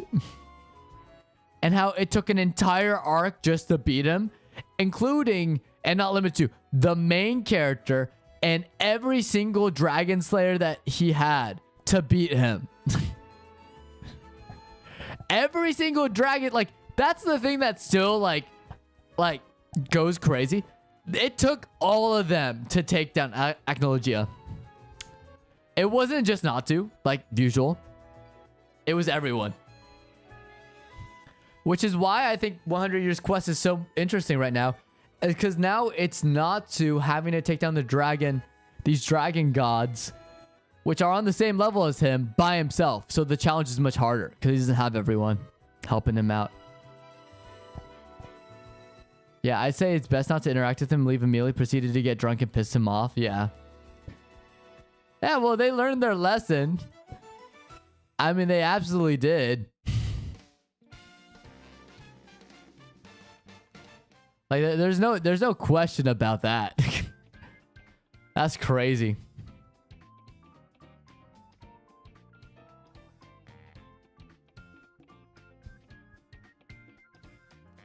Nah, but I get it though. I get it.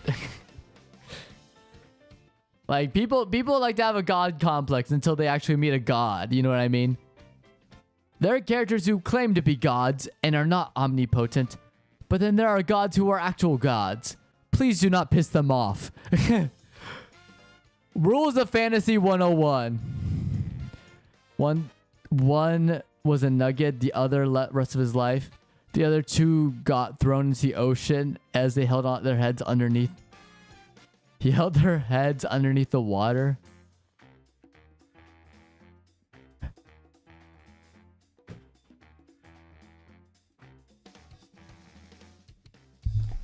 So he's just a nugget for the rest of his life. I love that description. Honestly deserved. Yeah. He's a bit petty. But can you blame him though? Sometimes you gotta respect the laws of the land. And you gotta respect the strong, or else these things happen, you know what I mean? Like, can you really blame Acnologia in this situation? Because they kind of had it. They kind of had it coming, you know what I mean? They kind of were asking, right? So who's technically in the wrong here? The final boss, or the people who didn't recognize him as the final boss, and therefore they got themselves into this predicament, you know what I mean? Completely avoidable situation, by the way. Absolutely.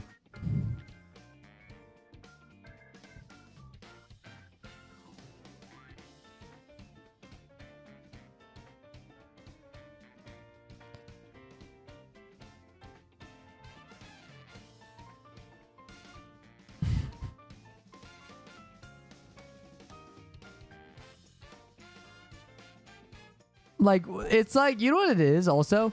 It's like going into someone's home, insulting them to their face, telling them that they love your enemies, like your mortal enemies, and then trying to scam you in your own home. Or your own, like place of peace, I guess. That's crazy. Right, when you hear how they'll died in the Gurren Lagann D&D, you'll understand why I don't think they'll survive too long. Well, if they did that, I guarantee it. They're gonna summon the Spiral Wraiths for your campaign. 100%. They're gonna do it, and they're like, ha ha ha, it's gonna be funny, and they're gonna die. That's what's gonna happen. They're gonna lose their magic, and then they're gonna fight someone with the wand, and it's like a loaded gun. To a sword fight. It's over. That's what's gonna happen. Yeah, but how did they meet their demise with the Gurren Lagann campaign? I want to know this.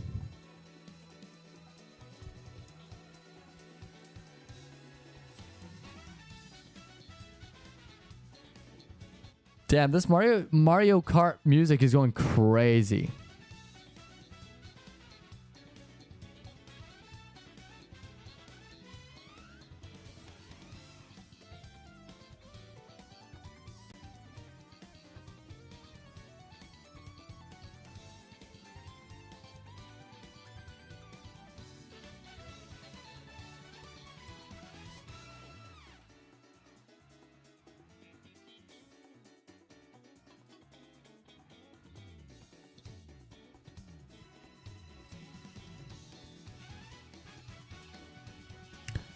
One got so unlucky on their rolls, he died from starvation. Damn!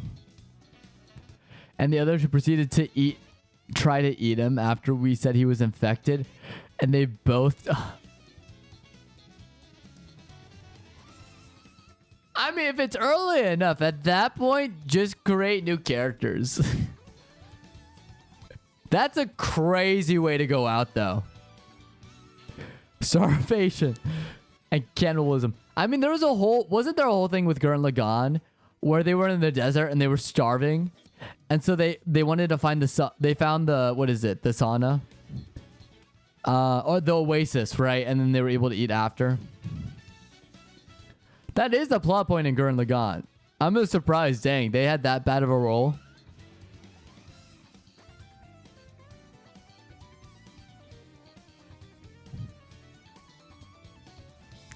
They got themselves trapped in a collapsed mine and somehow chose the only way further in without an exit. Okay. Do they know they can drill? No, I'm just kidding. Pierce the heavens! Gurren Lagann! I'm just kidding.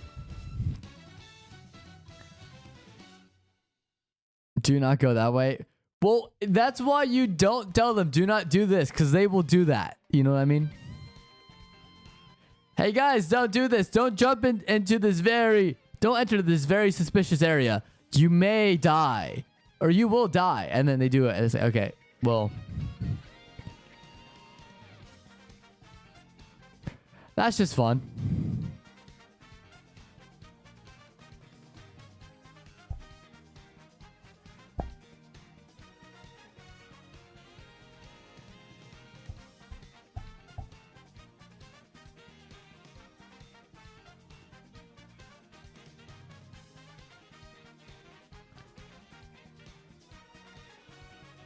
Dang, was it dark in the mine? Were they able to see? Also, did they encounter any like creatures down there?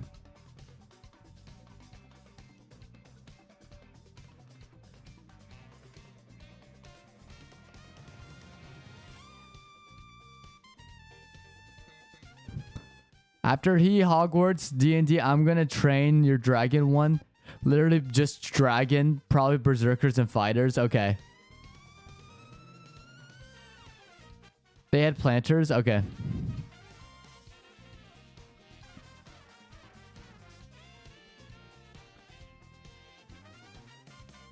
Or lanterns? Okay, so they could see.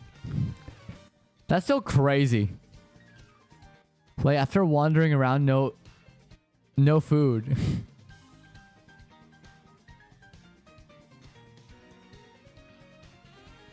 Did they... Wait. Did they think that you were trying to trick them? Is that why they went the other way?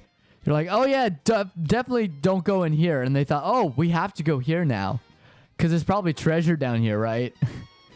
But there's not.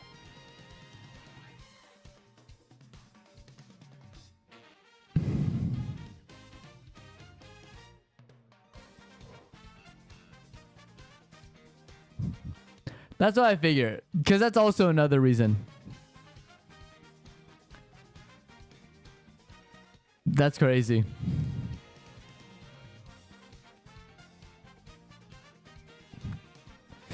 And then things happen.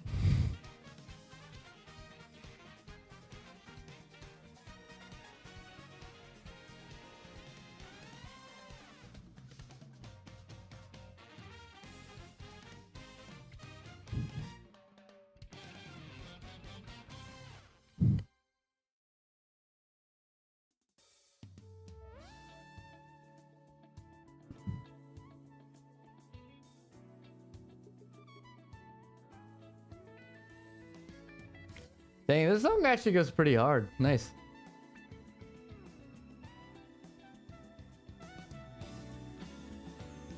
I'm gonna lift up the volume a little bit. I think we should all build a wood cabin in the woods and get super fast Wi-Fi and watch anime. You think so? I think so too. Well, here's the thing. I think, and this is my point with the log cabin. Sometimes you need to separate yourself from society. I don't mean it like a harmful thing, like it's an insult. I think I should do that. Where you need to separate yourself from your space, like these existing spaces, so you can create your own space and your own community. Yeah, and then you can have like, you can customize your own home and your own community. Like, we definitely can get a jacuzzi.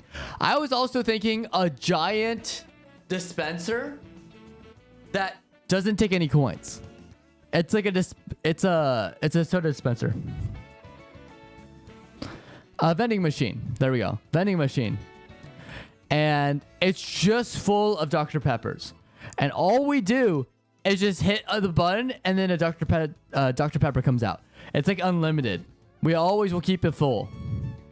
And it comes out, it's cold. cold Dr. Peppers. We definitely need that in our cabin in the woods. I'm also down for a treehouse. Who's down for a treehouse? Like a massive wooden bowl, like hot coals underneath, or heat. Ooh, that'd be cool. I am down to also be a mole man. So we have a treehouse, but also I'm down to like either find a cave and build like like almost like a literal man cave in there, or we dig down and we become mole people and build like kind of like ant holes, or not ant farms, kind of. A hobbit house, yeah. Well, no, I'm thinking like straight down, like a mole man. Like there's like a hatch, you pull it up, you go down like it's a sewer, and it's like there's like a bed in there. It's more like a mole house. Bunker, yeah, kind of like that, but a lot more dirt. Well, I think that'd be cool. Like we could like have like a secret greenhouse underneath too there. Like I'm thinking more like Minecraft. You dig down and build like an underground like farm kind of, which I have done before. It's actually really fun.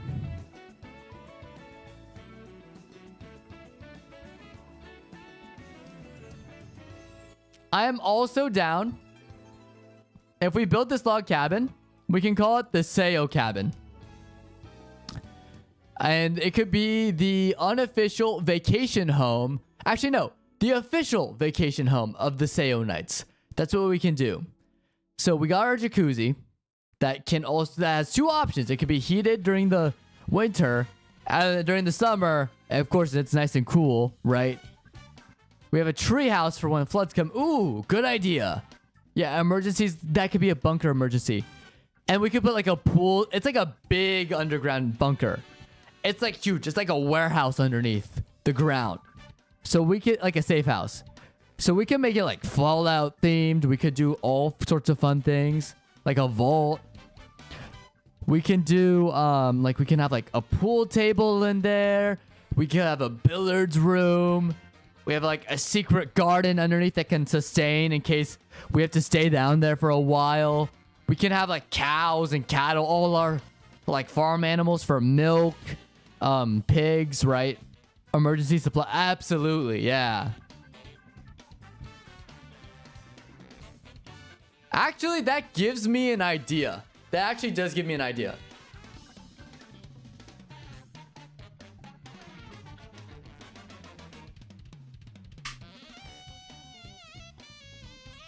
I know what we can do for the rest of the stream here.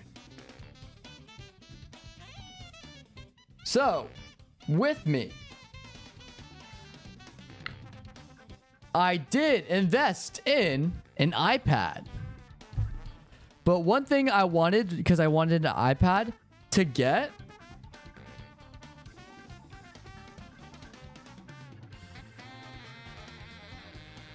was that.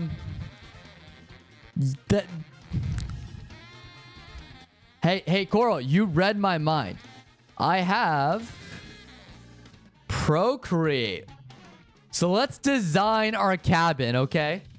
Let's do the bunker, because we were talking about the bunker. Then we'll jump to the treehouse, and then we'll do the main cabin to end. The only thing that's annoying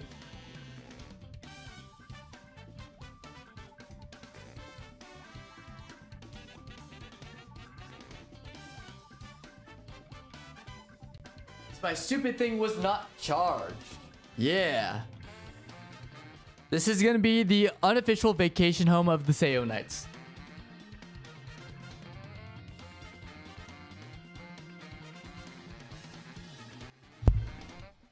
Ouch. I think I hurt myself. All right.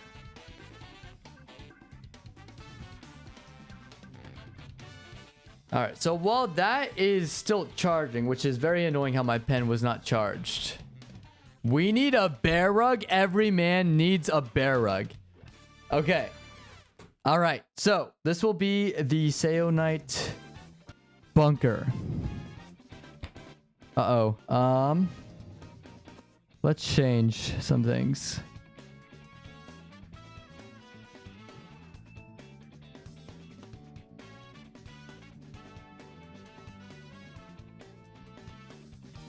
There we go. There we go. We got our bunker. I don't know if you can see this. Hey, you could kind of see it. It's just because the light's on. Sayonite Barracks? Well, this is more of a vacation home. That's going to be our base. That's going to be our main base. We'll do that at a later time. We're just making the vacation home right now. We can do an emergency barrack supplies in case, like, you know, we need to recover or whatever. Dang it. My pen's not charged. Okay. Gotta use my finger. All right. So, in this bunk. So, I'm thinking like this, okay? So, let's do this. So, if this is the grass. Actually, let's do this.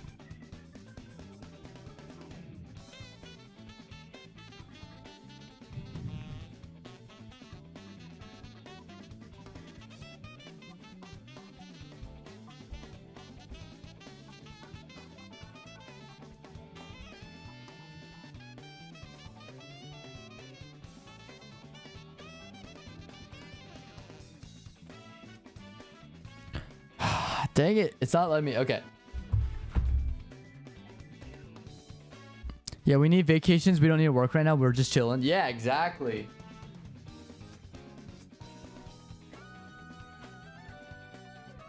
All right. Change of plans. Since I'm charging my iPad, we will not be doing that. That'll be when I have to officially draw it. Instead, we're going to be sketching it out the old-fashioned way with a notebook.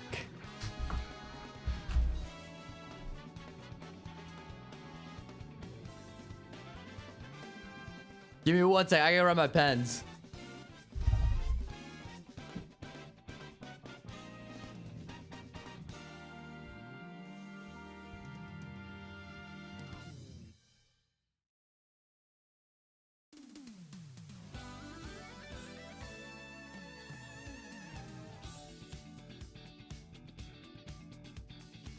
Which, speaking of, do you want to see a flex coral? I got the first chapter of 100 Years Quest.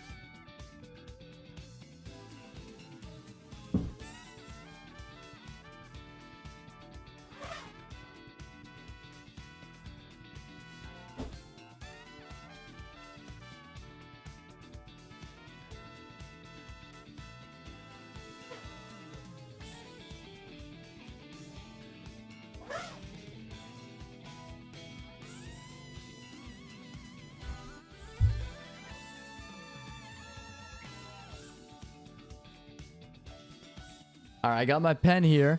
We'll call this the Seyo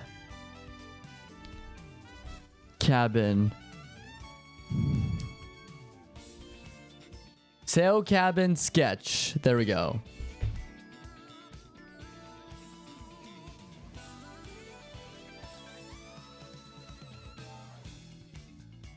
All right. So, what do we need? We need a cool vault door.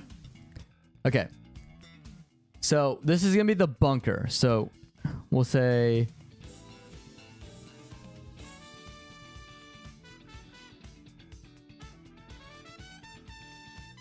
so you're thinking the vault doors from Fallout, right? And then Wolf flexing on me, no fairy tale manga for real. Cancel them.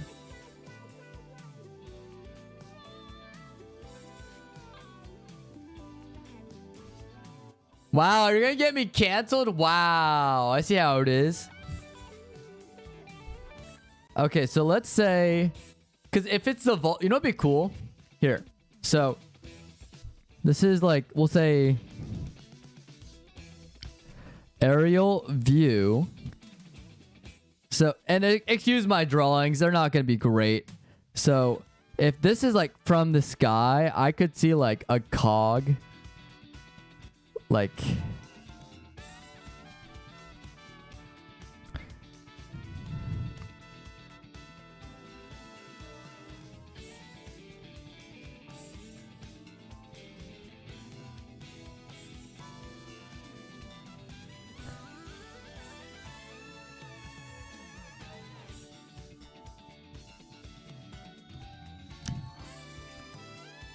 And then when it moves to the side... So I could see it like this. Here. Here, I gotta dim the light here for it to work. Ah! Ah!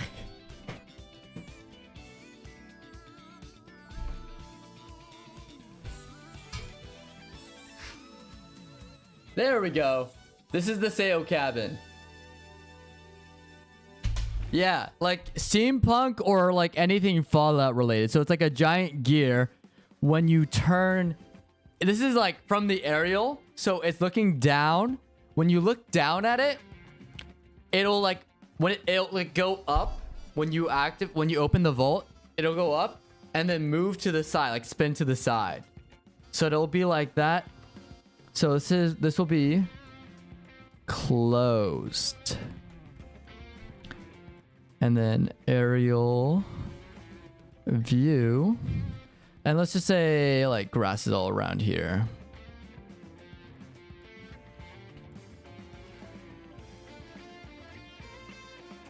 Like, and there's like a stone, like you can tell that this is like a bunker. So, and then if we go like, okay.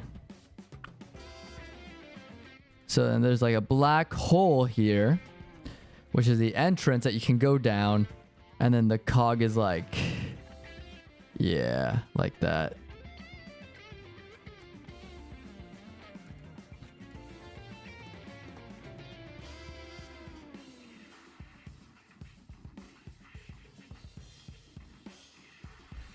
Like this. Like, I could see it like this, where it's like the aerial view that's open.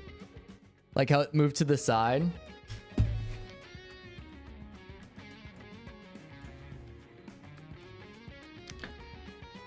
I'll say that's open. Yeah, Fallout style. Yeah. Having it be some parts exposed with reinforced glass for aesthetic purposes.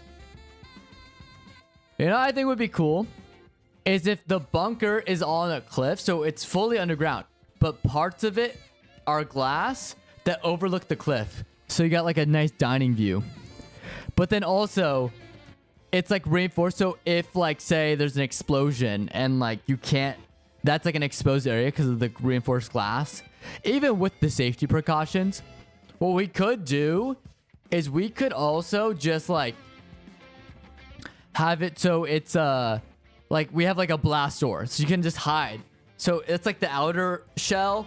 You can go to like the inner shell, like Attack on Titan. So like we could say like, let's just say overview of this bunker. And then like, for example, it's like, let's go like this. Choop. So if this is like the top, we can say like, oh, this part right here is the entrance. Yeah, no, you're good. You're a good Coral.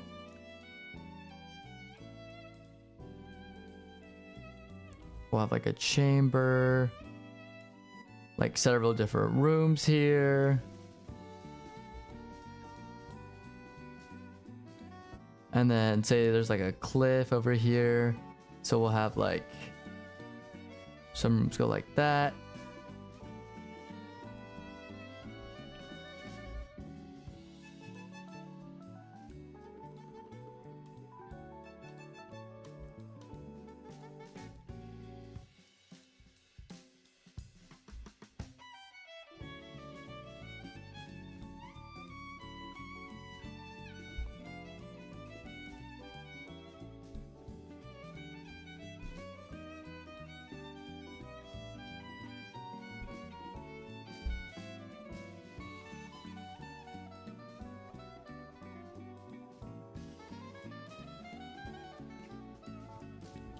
Like I could see this working. Like, this is like a general... Like, I'm just sketching, like, what I imagine in my head to be, like, somewhat of a decent, like, bunker layout, I guess. So, this is what we were talking about. So, overview. This is, again, the Seyo cabin, but this is the Seyo bunker of the Seyo cabin. So, the overview is, look. So, this is, there we go. So you have sort of like the entrance, which is like a one-way entrance. But then you have reinforced glass because that overlooks the ocean or sea or whatever. I think it should be a nice view regardless of what it is, right? That's like on a cliff. But then as you can see here, like here, let me add some like detail. Let's like add some lines like scratch, scratch, scratch. Scratch, scratch, scratch. Scratch, scratch, scratch, scratch, scratch, scratch, scratch. There. This is like the reinforced door. So in case the reinforced glass is compromised, you can go further in and you'll be safer because there's like a blast door behind it.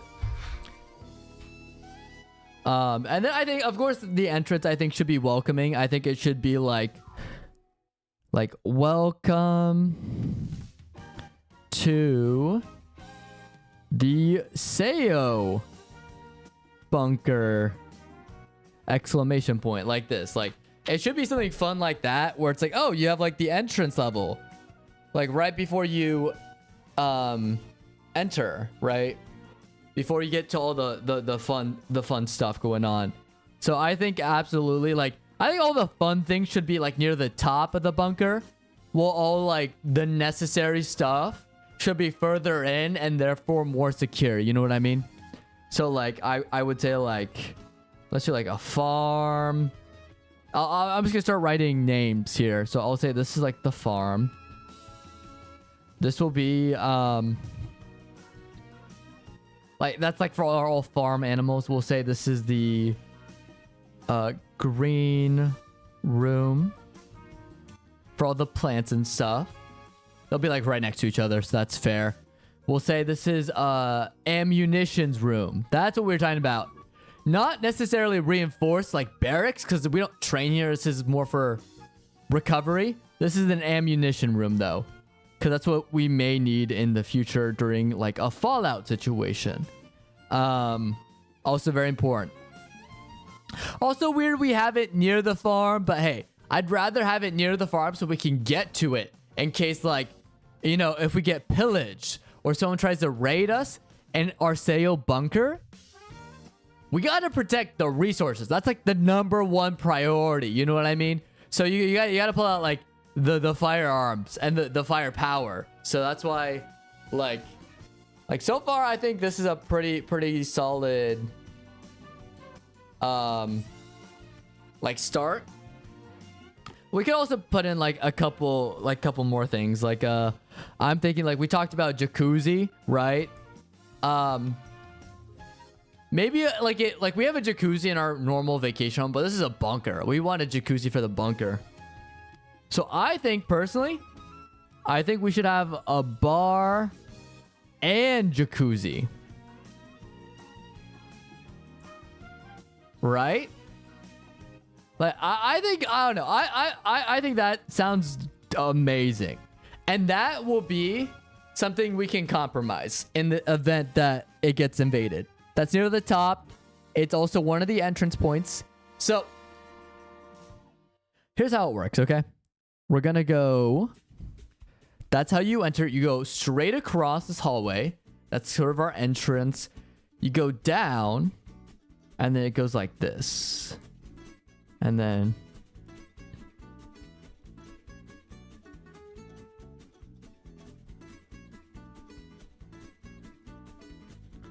that's sort of the layout I have, because you can survive. Like, the farm is compromised, whatever. The most important thing for me, I feel, at least for our bunker, are plants. Because plants you can regrow.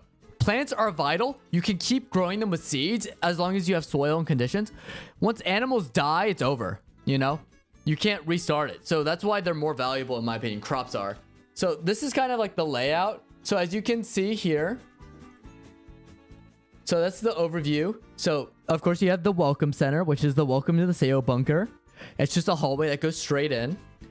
Then you are met with the bar and jacuzzi. Now, what's nice is also if we're raided, it also works as if this is compromised, the temp reinforced glass, this whole room gets shut down, but also the pathway to get in through here, where the lines are, you see where the jagged lines are, right there, that will also shut down, and that will act as sort of like a barrier to be like, hey, no one's allowed in. So that could be like a cool way, because then that's an added layer of security. Yo, what's up, Van? Welcome back. We're just talking about how we would design a bunker as part of our vacation home. I have a confession, did not have a chance to. I was busy the last couple of days. I will definitely check it out by Monday. I'm not gonna lie to you. I kind of also forgot, so. Don't worry, it's on my list though.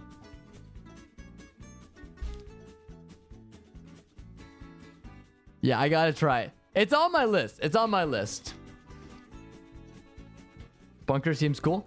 Yeah, so we're talking like, okay, if we're gonna make a bunker, we're gonna make it like Fallout style. So if this is from like the aerial view, it opens up and then it just goes straight down. So I feel like this is like a pretty good map. So I have like the welcome center, then the bar and jacuzzi because we wanted that overlooks the ocean.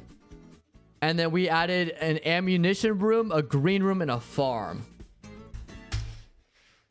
Yeah. What else do you think we need in a bunker? Because we need to have fun. Do you think we need like a game room? Like, I think a game room would be next with like billiards and like darts.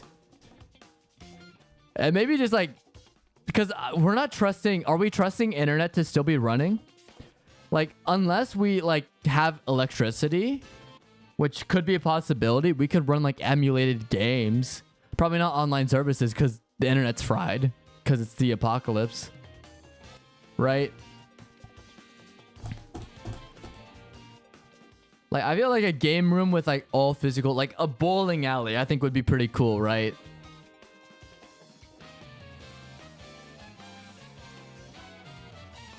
Hear me out? Okay.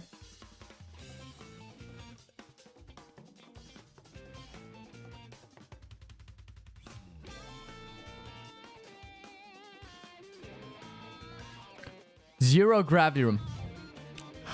Honestly, I like where you're thinking, Van. That's the creativity I wanted. Yep. How about I put that right next to the ammunitions room, just in the case of like something bad happening. You know what I mean? That you're able to get out fast. Oh, actually, no. Let's put it next to the game room, actually. I'll say zero gravity. Yeah. And we're talking the authentic stuff, right? The flying. You get to fly like you're in space. None of like the giant fans or whatever. Well, this is all like, here's the thing. This is all fantasy because this is assuming that we're all billionaires investing in this to the point where this is Seyorias is an enterprise. We have to make our base, which we'll get to later. But this is our vacation home. So we need to make a vacation home. But we also talked about we're doing a treehouse and now a bunker. So we're starting with the bunker. So unlimited budget. Like what would go, like what's themed for us, right? As Seyo Knights, you know what I mean? What would Veos of the Abyss do in this instance? That's what I want to know.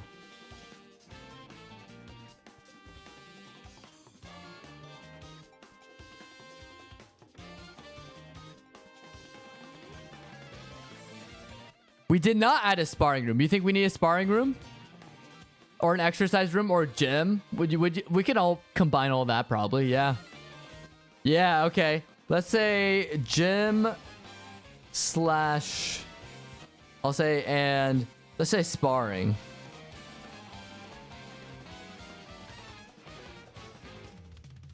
Sparring room.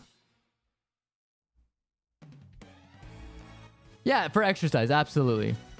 Do I watch DBZ? I do know about DBZ. I don't know if I will know exact references. I've watched like maybe one in my entire life.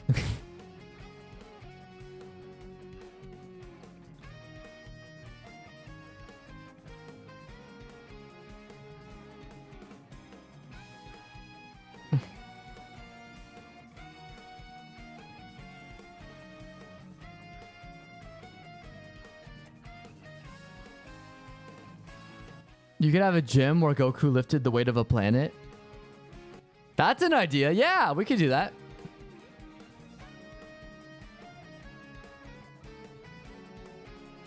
Yeah, let's do it. We'll throw that in the gym room. Like any equipment you want. Like I'm vouching for an unlimited supply of Dr. Peppers, and we just have a vending machine that just gives out Dr. Peppers in our bunker. Because I love Dr. Pepper. I think it's the best soda ever. Like we're throwing in a barn jacuzzi.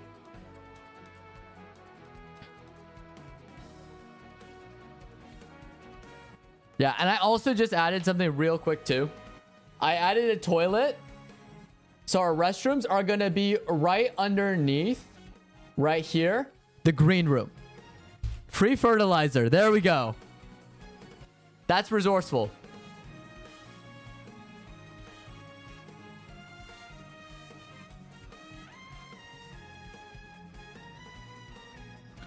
Also, maybe also if we want... Ooh, I have an idea. Here.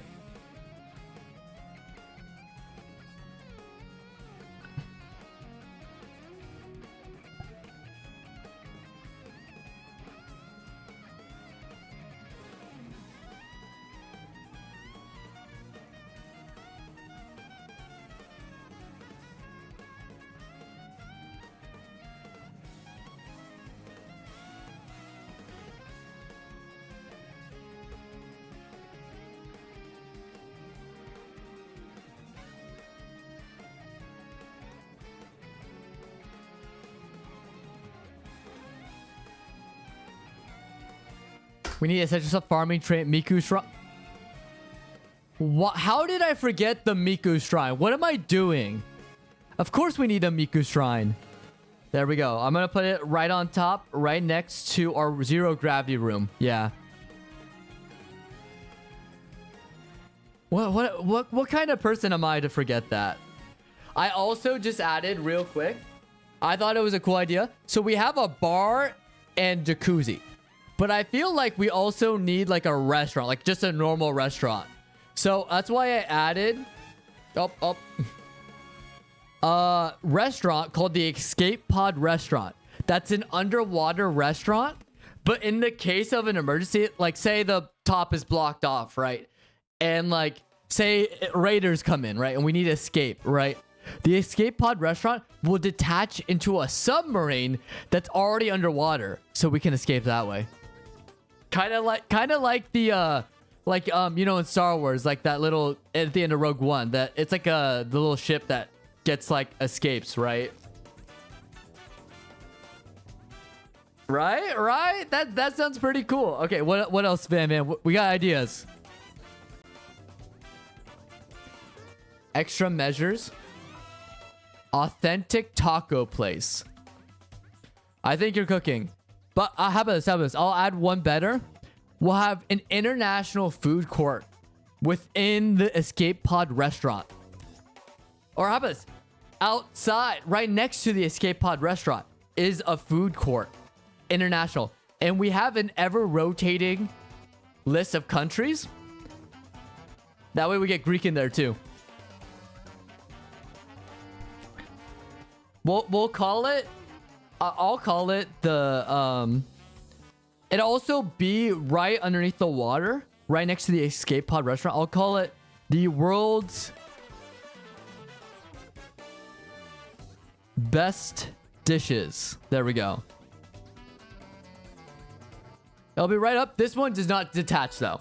However, the supplies that we use for the restaurant can be moved directly into the escape pod restaurant in case we need to evacuate. So we save those international foods.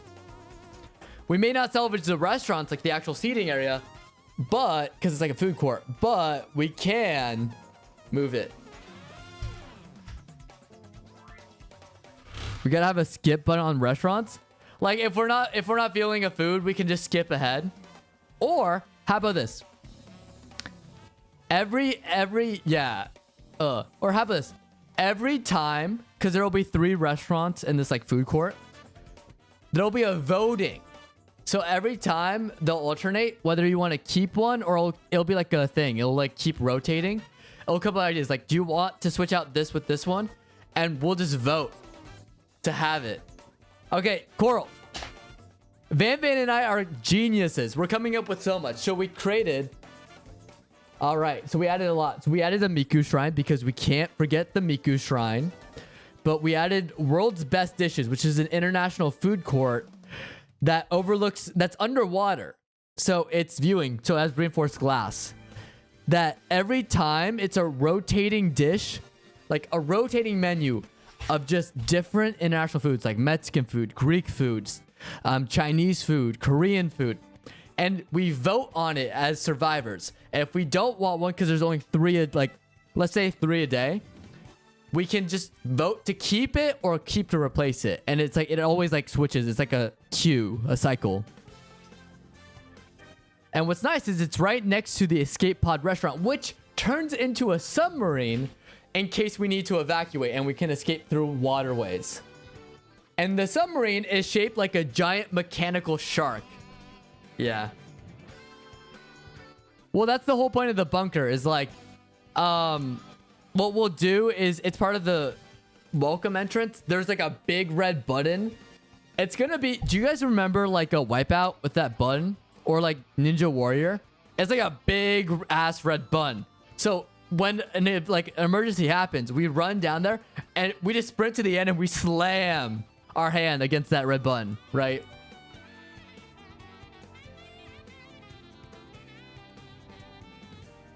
Yeah. Well, part of the survivors are going to be the chefs. So it's like the chefs will create the menus and they'll be like, okay, like what ingredients do we need?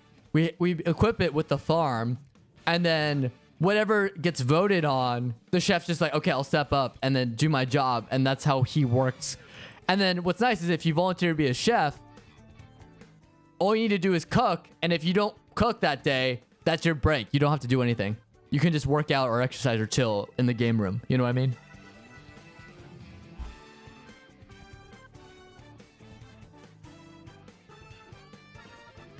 I like that idea, though, of having chefs. Yeah, well, I like the voting. And there's 3 different restaurants. So if you really want to keep 2, you can change 1, and it'll always go back. It's a cycle, right? Okay, chicken jockey. Yes, I like your idea, Van. Mediation room for us, for real. Trust. Mediation room for conflicts. Okay. All right. I gotta make this bigger. We don't have enough room. Okay.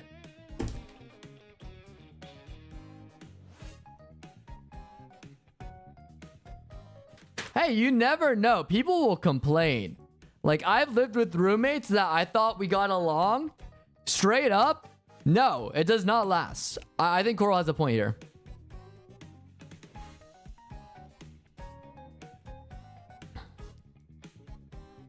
All right.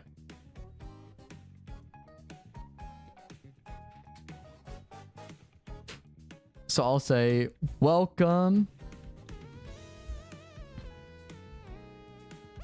I'm just redrawing it so it's a little bit better. So welcome center will have...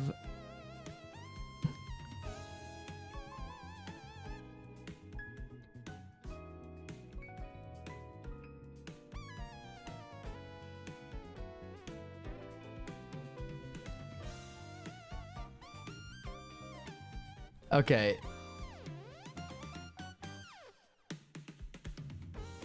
Oh, is it meditation or mediation?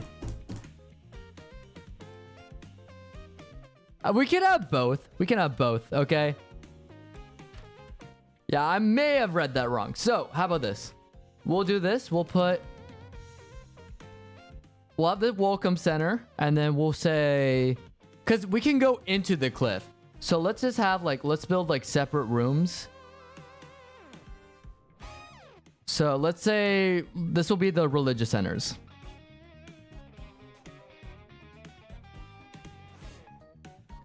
Or spaces, right? So I'll put a door here. I'll put a door here. Yeah, we'll make several. So it goes into the mountain, and then we'll also have...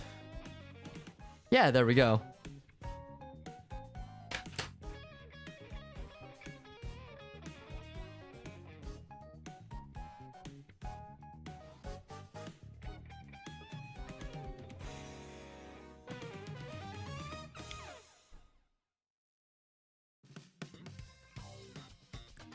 Honestly, I like the way you think, Coral. Yeah.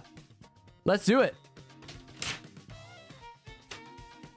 All right. So I'm saying bar and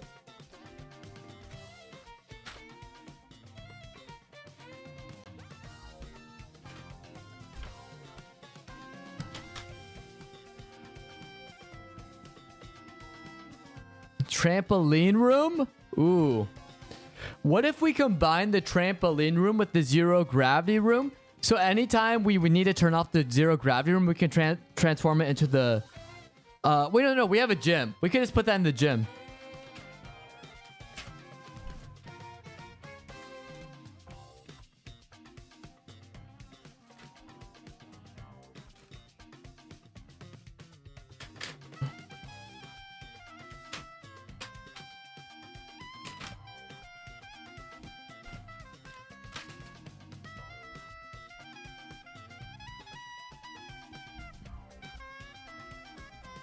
So here's what I'm thinking, right? So, ooh, yeah, that's even better. So I'm redoing it. We have our welcome center. We have our doomsday button like we talked about. We have the religious centers. So for anyone, even atheists and agnostic people can get it. The bar and jacuzzi with the reinforced glass. We have the game room right next to it. Yeah. So I'll say...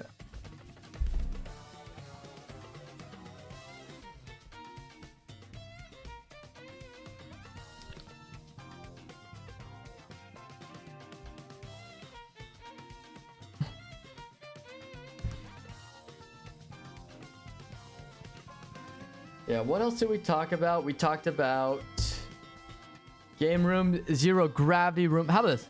I'll do this. I'll split it up into two. So we have a zero gravity room.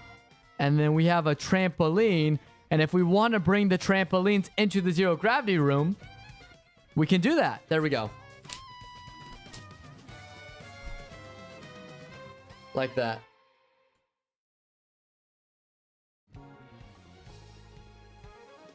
We'll split it up.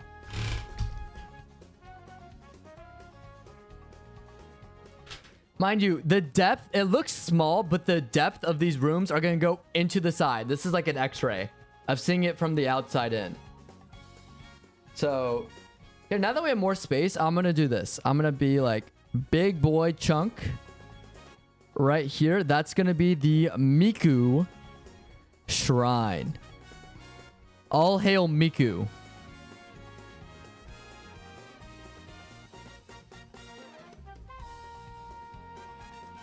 So we have our welcome center, Miku Shrine.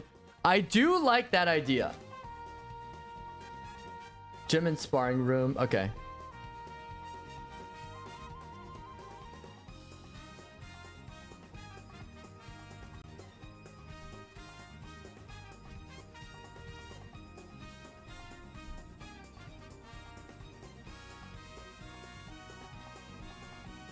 I'll even build here. I'll do the.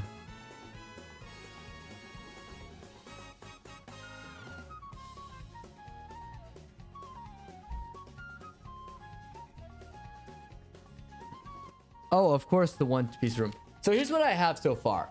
I have the welcome center, the bar and jacuzzi, the game room, the zero gravity room, the trampoline room, the Miku shrine, the mediation room on the top left, the gym and the sparring room. Yeah, this is a big ass cliff. We're gonna make the most of it, okay? Okay, and then we have the ammunition room.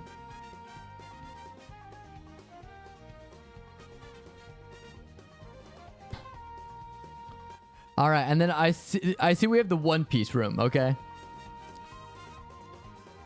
I'll put the One Piece room above the mediation room because every time we settle an argument, the best way to the best reward for settling an argument is going up to the One Piece room. That's what's gonna happen. Because we are all Nakama, right? Can a room of wall patrons put their name on? We can, you know what we could do? We could do that in the welcome center. Like as you're entering, it'll say welcome. And it has everyone listed in. But that's a good idea. I'll say that. Let's say, I'll say plaques for patrons. It'll be above there.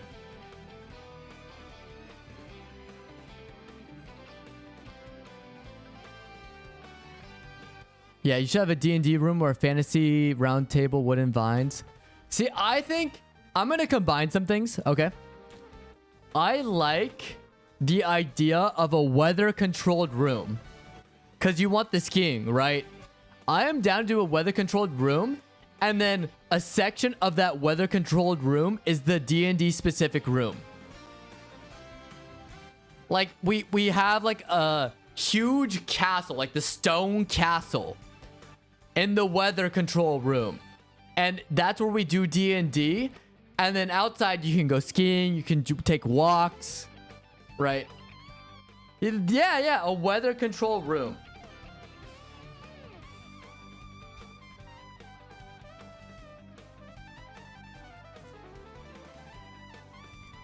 We can put it above the welcome center too, because we... Actually, no, let's do it under. Yeah, there's enough space here. So we have ammunition. We'll say... I'll go, let's say, farm. And right next to the farm, it'll be huge. It'll be hidden too. I'll say... Weather... Control... room, and then I'll say the D&D castle. There we go. It's right next to the farm too. There we go. That's what it's looking like.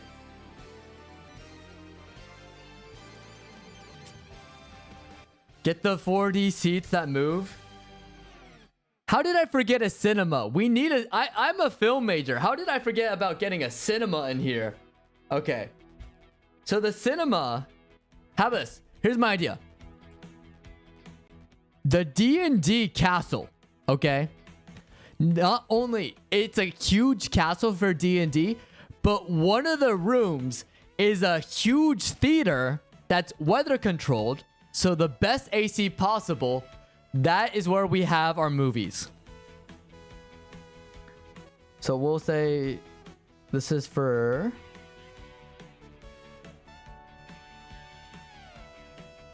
campaigns, and then other side we'll say that is for the circle right here. Movies. Yeah. Yeah. Surround sound absolutely needs surround sound.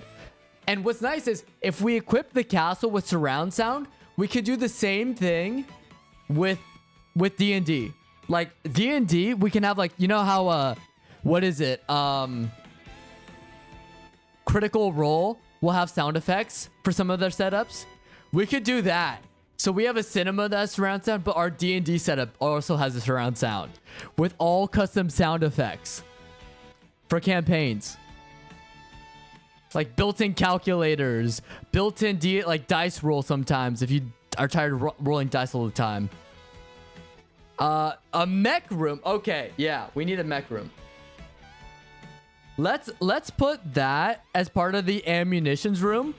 We'll put, like, of course, our mech.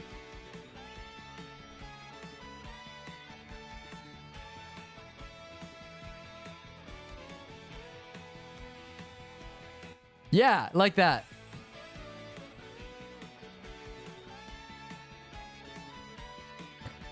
Ooh, or like Wizard of Oz, you know what I mean? Yeah. And this can, or, you know what'd be dope? If you are the GM, you have something called the GM Tower. And at the top of the castle, that's where you get to sit. And so you overlook everyone. You have a screen that looks over, but you look over like the whole like castle. So you're sitting on a throne on top. And you have like these screens in front of you. And you get to control it. And like a whole like a, you know, Inside Out, like the whole panels. You have that in front of you. And you have like papers and everything that you can organize. Because you're in charge. We'll say GM goes here. Yeah.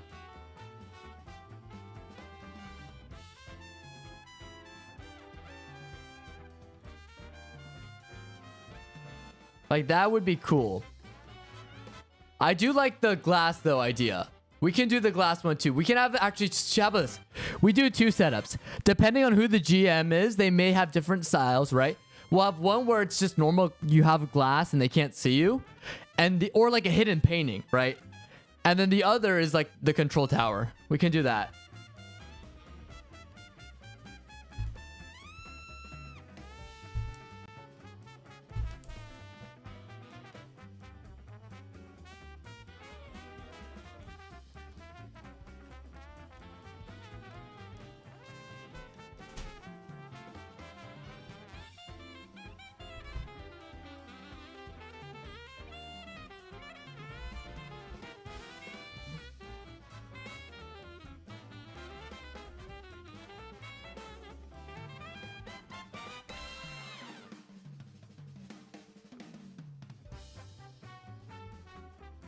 All right, so in the green, so I'm gonna put that in the game room.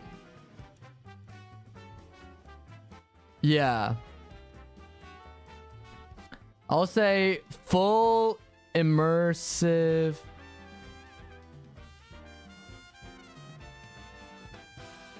VR. Cool. That's gonna be a part of the game room. I request. Oh yes, we have to. Of course, the dormitories. If we're living here. Where are we gonna live?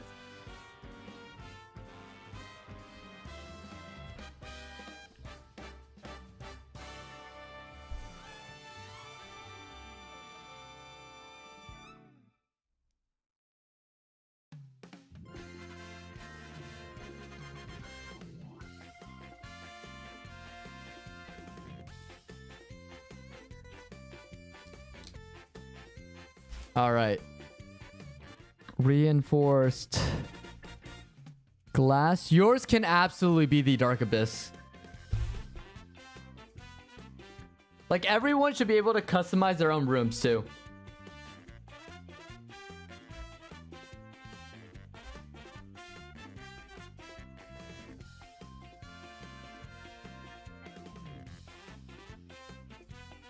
I want my room entrance to be the head of a massive dragon, so you walk through its mouth.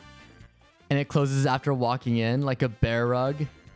So it's like Aladdin. Is that what you're saying? With like the little dragon head that like chomps you. Alia's room is just a nuclear reactor. No, it just has the radioactive symbol in front. And you see green light emanating from it for no reason, like The Simpsons.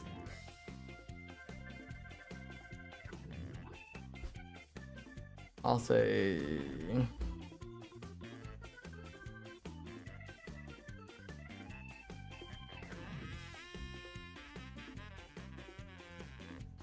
Yeah, here, I'll make this. Hold on. What else do we need?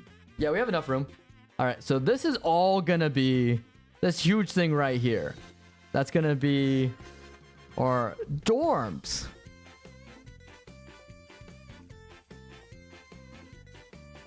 So let's go. Let's start putting houses. So I'll say this is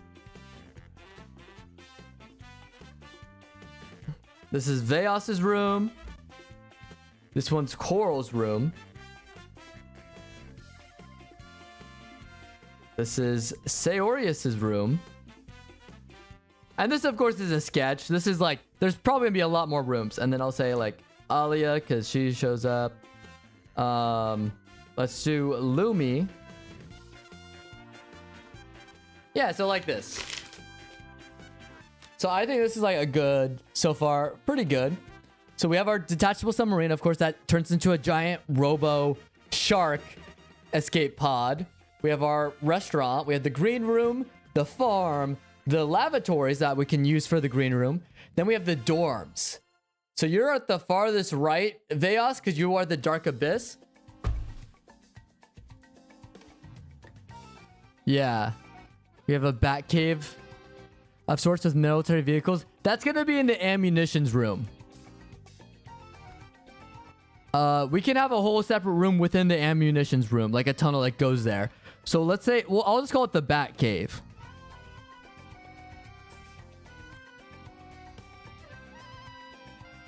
Armory gets into twisting the plaque on the wall with the patrons and opens up with the firearm pole going down.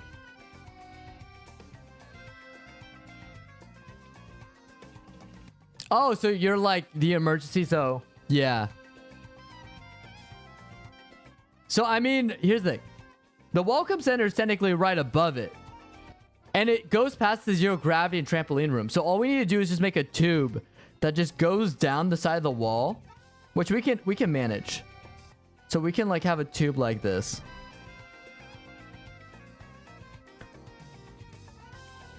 Or you twist a portrait of someone that doesn't exist and it's like, you know what we should do? We should have in our wall of pictures for the patrons, it should have Kevin Conroy. And if you just flip over Kevin, or his is a little bit crooked. You do it straight up, it opens a secret door. That's the fireman pool into the Batcave. There we go. There we go. That's what we do. I'll say secret entrance to Batcave.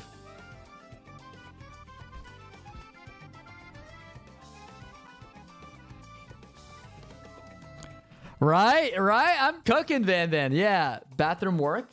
It's just like normal bathrooms, but they're super fancy and clean. We have some normal ones, and then we also have the super fancy Japanese ones that are bidets, and they'll squirt your butt if you want.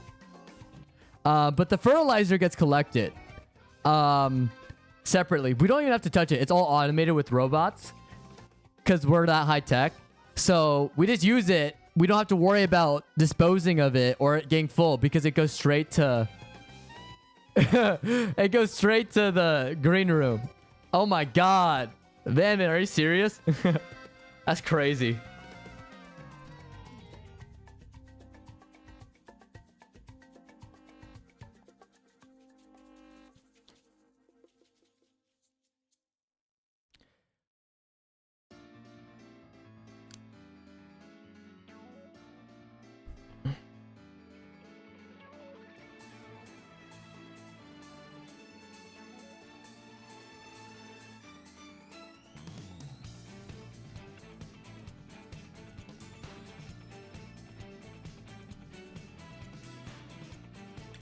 All right, so you got, and then you're the abyss, right? So just, I'm just writing down characteristics about which room has what. So far for the dorms, here's what I have. So I have, oh, there we go. I have to figure out how to do this.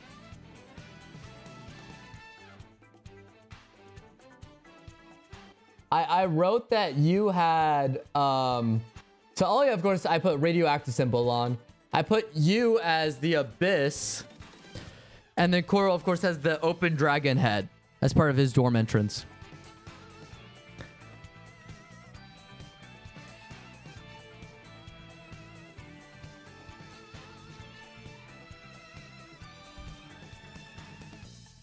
You know what I think we need to... Oh, you should have a security room, a CCT. I was going to say a laboratory slash, like, tech room. Yeah. That could be at the very bottom.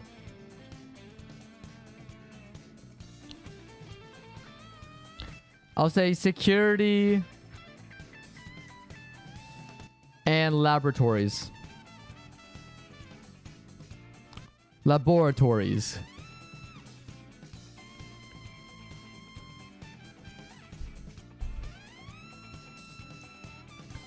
I'll say this is for Sir. I spelled surveillance right. I don't know why I second guessed myself. Surveillance. I need to be right back again, and don't forget the Wi-Fi and the bugger with service tower. Do you think we need a do you think Wi-Fi is gonna work? Like, do you think if we had it, it would do anything? Because this is the apocalypse, right? I don't think anyone's gonna be online, but we can put it if you guys want. Like, we can, like, as part of our mission. You know what? Actually, let's do this. As part of our mission of being a surviving group in the apocalypse, in the security and laboratories area, we'll have something called inventions. And we have launched our own satellite, kind of like Elon Musk with Starlink. Our own satellite that we're all connected to. So it's super fast, high-speed internet. Right? That's what I mean, right? Yeah, Coral. Yeah, exactly. Yeah, so I'll say this is the Seyorias satellite. And that's in space. So we'll say toot toot.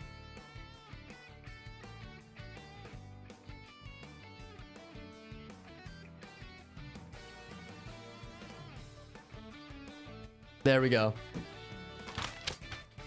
I added the satellite. There we go. The Seyorias satellite.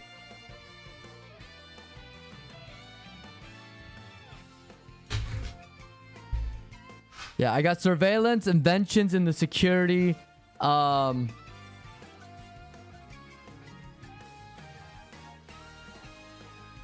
else do we need?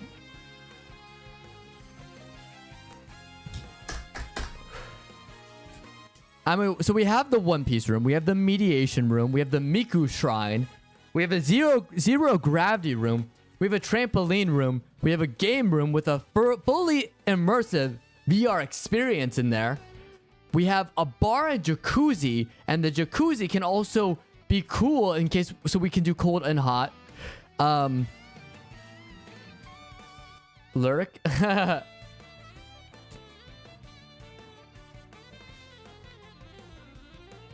Oh my goodness. We have a secret entrance to the back cave. That's a fireman pole that reveals itself if you see a picture of Kevin Conroy that's a little bit crooked. If you correct it, it will give you access to that back cave because you're paying respects to one of the greatest Batman actors of all time. I mean, he is Batman. We have an ammunitions room with mechs. Several different types of mechs. Evangelion mechs. We have anything from Gundam. Anything else you can think of. We have like Transformers. You know, Batman. Any of his Bat mechs. We have a gym and sparring room. So that's cool. Including weapons that we can get from the ammunitions room. So let me say, actually, I'll say like a weapons room in the ammunitions. Weapons like swords and stuff, not even just guns, but swords and stuff for sparring, right? Learn how to use a deadly boomerang or use a sword, right? Like different types of swords or daggers or stuff. That'd be cool. Oh, that's what we need. We need a med bay. The most important thing, a med bay. So I think in laboratories, I think we can also just throw in like, hey, medical tests, right? We'll throw in a med bay there. That's part of it. Also, it's right underneath the dorms. which I think is cool. It's like we have surveillance, we have security right there, we have a med bay right there, inventions right there, we have our escape pod quite literally right next to the dorms, and then we have a laboratory and green room right there. So we have food, so all the essentials are right next to the dormitories.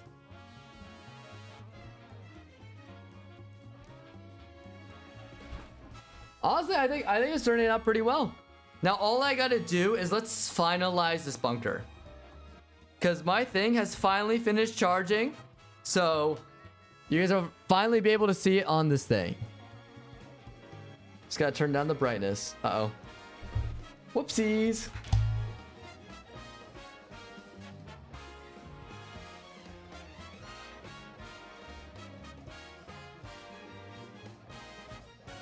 Cool. There we go.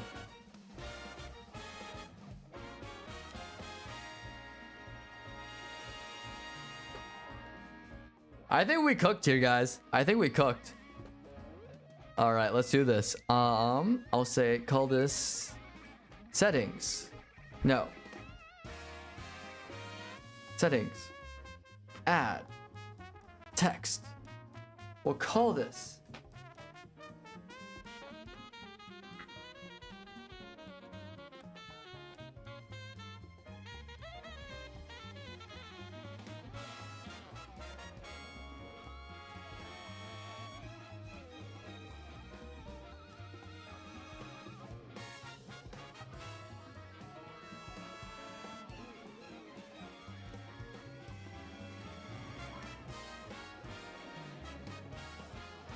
I'm erasing this. It did turn out right. So Seyo.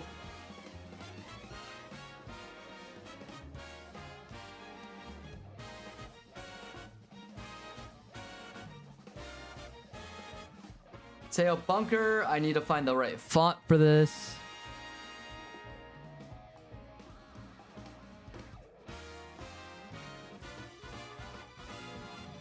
There we go. Let's do something fun. Impact. I like this because it seems like it's like a treehouse. Yeah. Give me a treehouse vibe with this.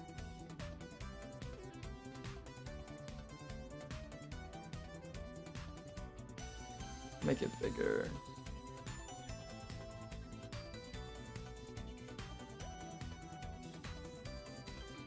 There we go. So far I have this. Seyo bunker. That's what we're gonna do right now. Now, just gotta start sketching this. So on top, of course.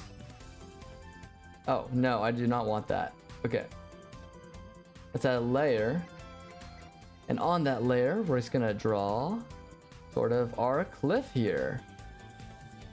So let's do on top, of course. Actually, I think it's easier if we just add a square, right? I feel like that's easier. There we go. Yeah, like that. And then, of course... Actually, I feel like it could be smaller. Let's do that.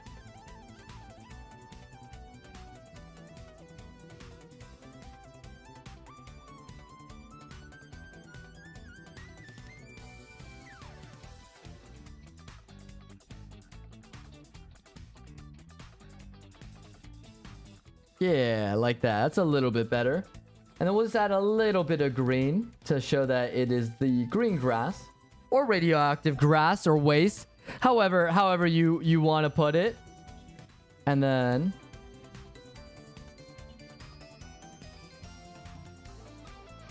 of course underneath here we have the water. So let's not mistake that.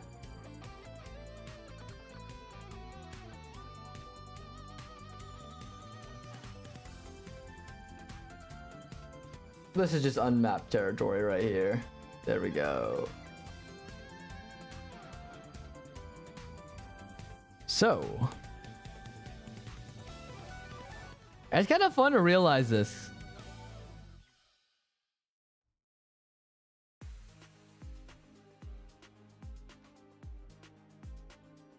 Ah, I see. Darn. Here, I gotta go back and do it because that's kind of annoying. Okay.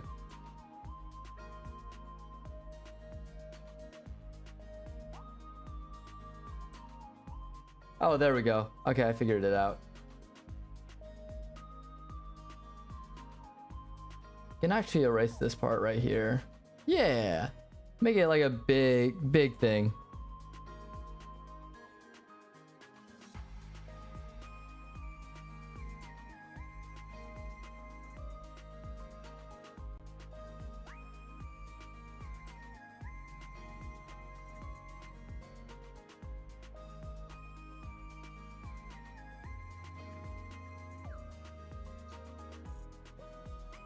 Aha!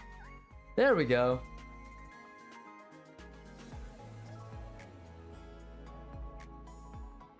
How's this? I think we're getting there. The sail bunker.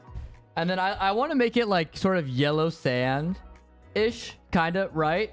To like show off that like it's like in the dirt. Yeah, kind of like that. There we go. We got the sail bunker. And then we can start adding things. Like the rooms and stuff.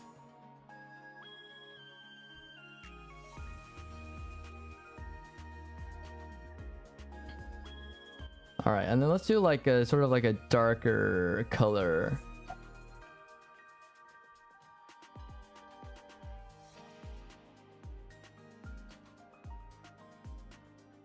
Yeah, just like that. And then let's edit text.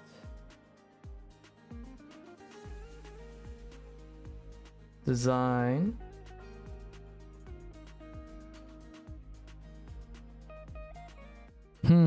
What should we do? Should we make it white? Yeah, that looks better. Let's do that. So far I have this. The sail bunker. We're gonna make it an official thing. All right, so within our sail bunker, of course, I'll call this the entrance. Oh, just kidding. Don't do that. That's because we're still on the text layer. So we have our base. Now we got to drill over it.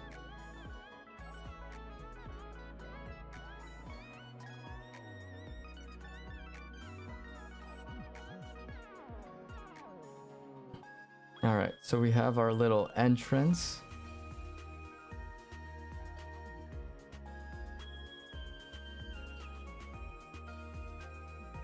Cool.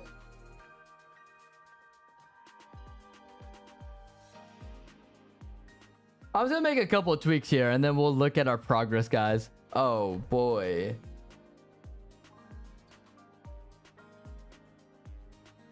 There we go. I think I can make it fun looking too.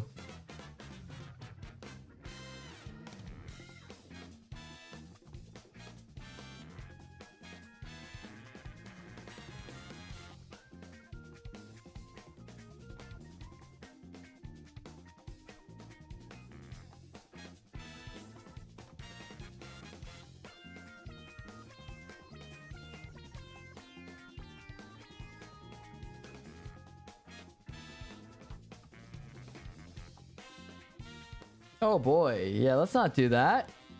That's not cool. All right. See, I gotta figure out how to hook up my iPad to the stream next stream, just so I can show off what we're doing. I'll show you guys progress clips. So if I add this, like, I'm thinking like this. Well, we're gonna create some separate rooms here. Of course, I'll also post it when we're done. Let's do, we'll say welcome.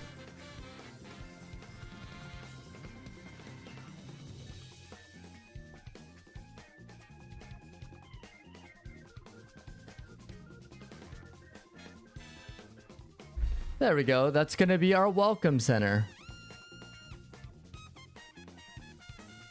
Part of the sail bunker. And then, of course, we cannot forget. Ooh, actually, I have an idea. Let's make it a dark color.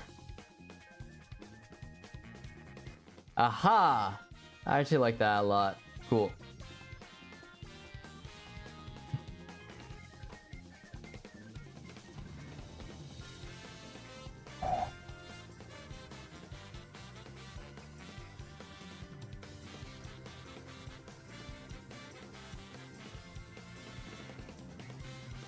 There's gonna be a red button, of course. We talked about that, guys. Yeah, just like that. Maybe add some detail here, just a little bit. There we go. Make this like a black podium too. Actually, let's make it more of a gray podium. You know what I mean? Yeah, dark gray. There we go.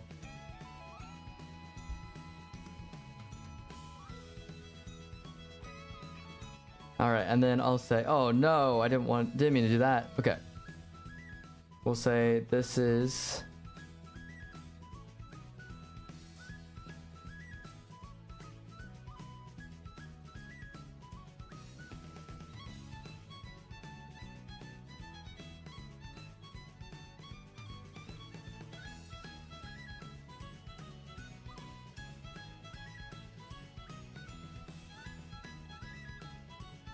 the plaques for our patrons.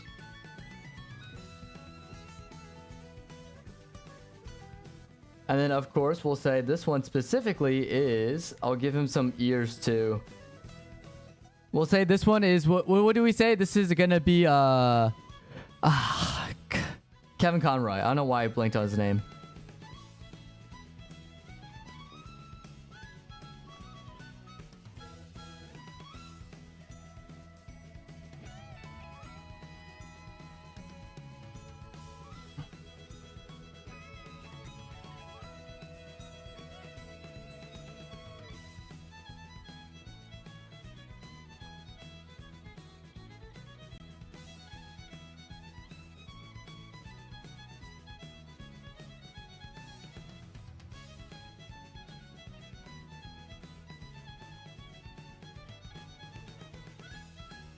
And then this, will, of course, will take the...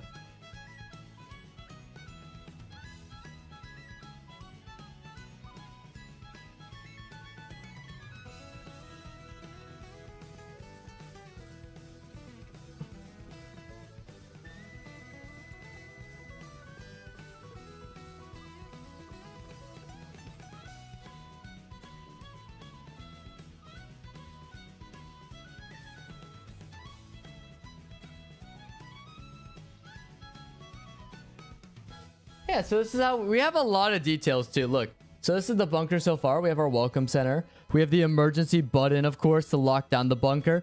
We have the Kevin Conroy one with the plaques, of course, we mentioned. With the secret Batcave entrance for the welcome center. And then I'll just make a big room and just say this is gonna be the entrance to the religious center. So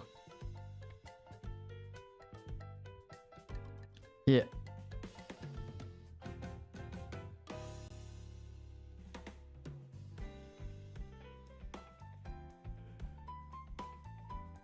Yeah, so we got that going. All right, and then down here.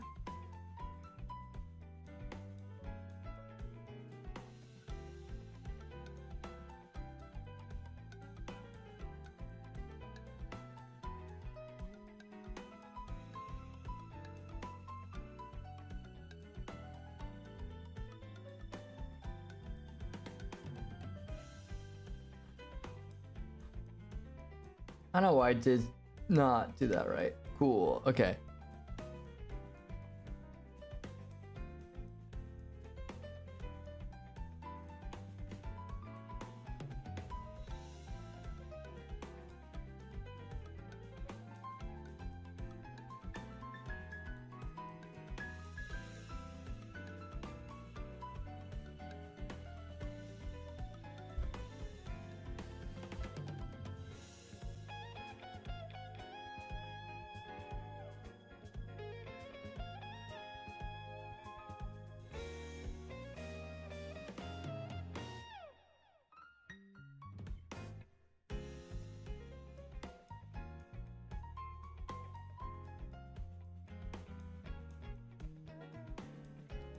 Yeah, check this out. So I got the reinforced glass going with the bar and jacuzzi and the welcome center.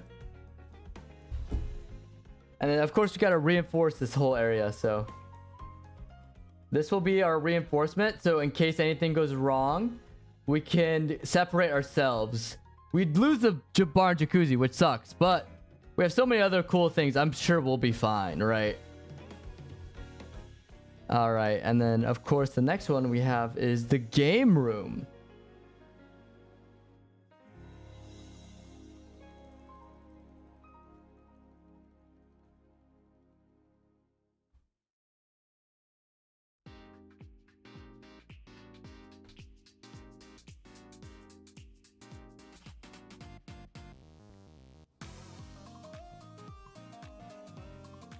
Of course, with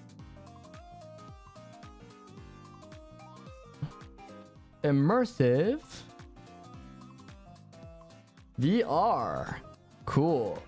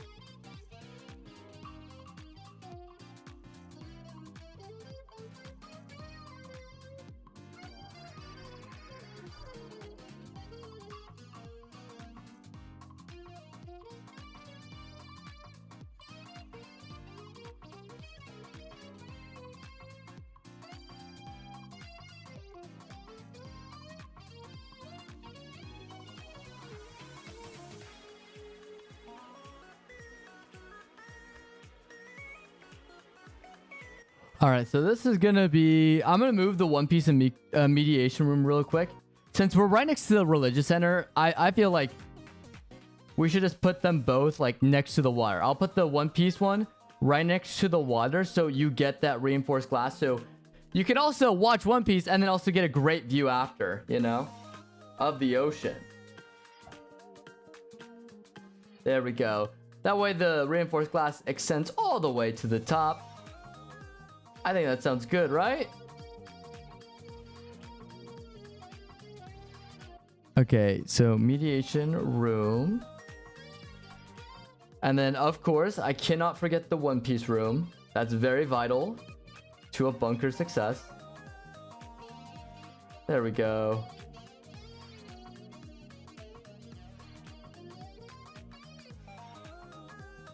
There we go.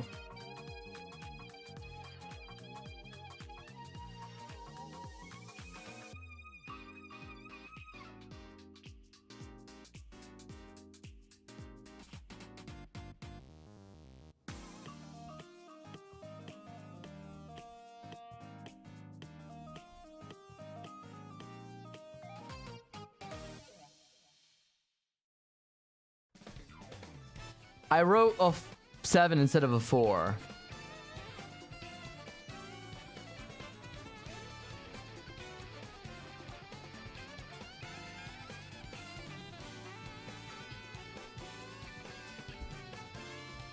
All right, so I just moved it. We're gonna keep the Miku room the same though, okay? The Miku room is gonna be the same.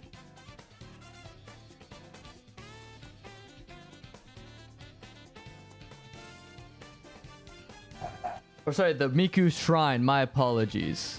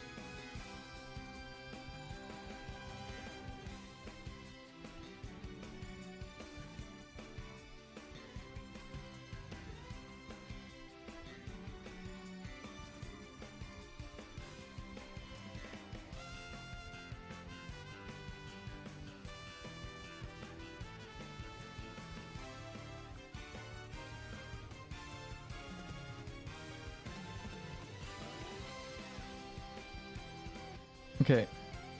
I'm just lurking. I'm getting to the dorms, okay? We're almost there. We're almost there.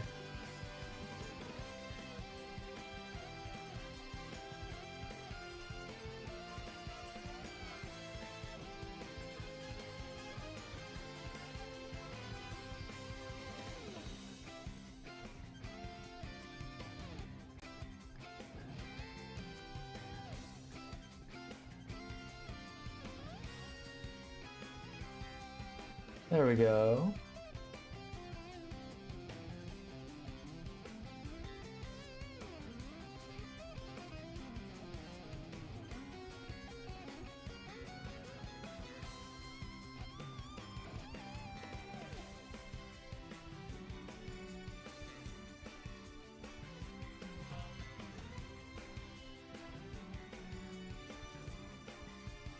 I actually like that design choice. Hold on.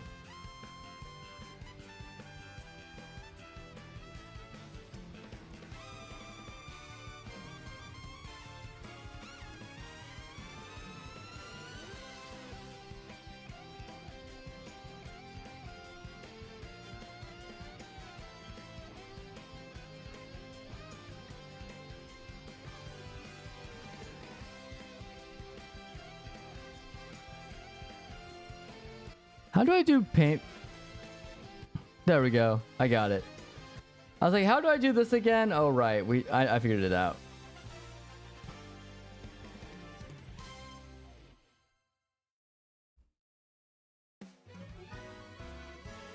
Stop going back to purple. Ah!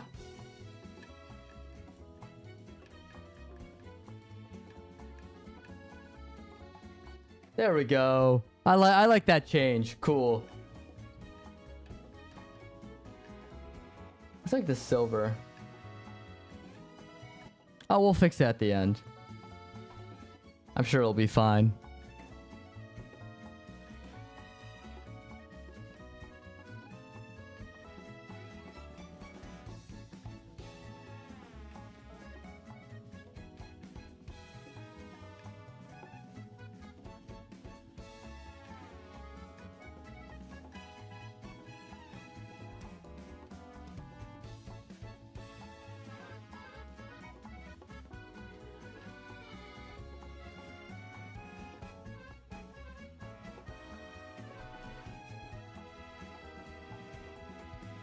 There we go. We got our ammunitions room here.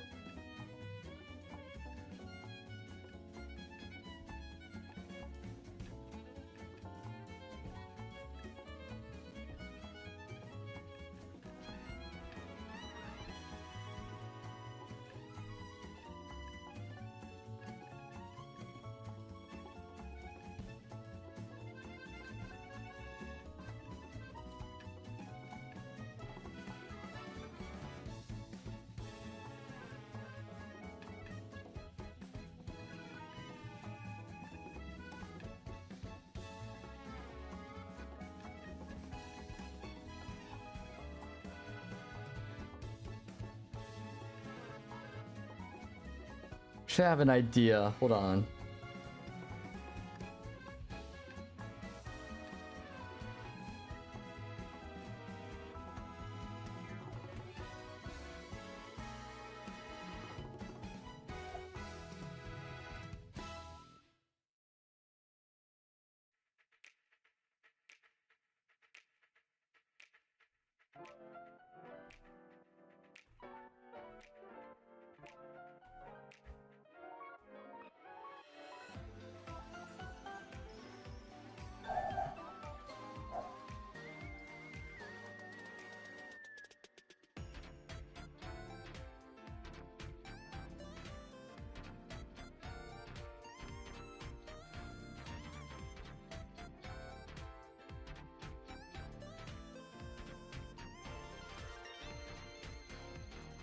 There we go.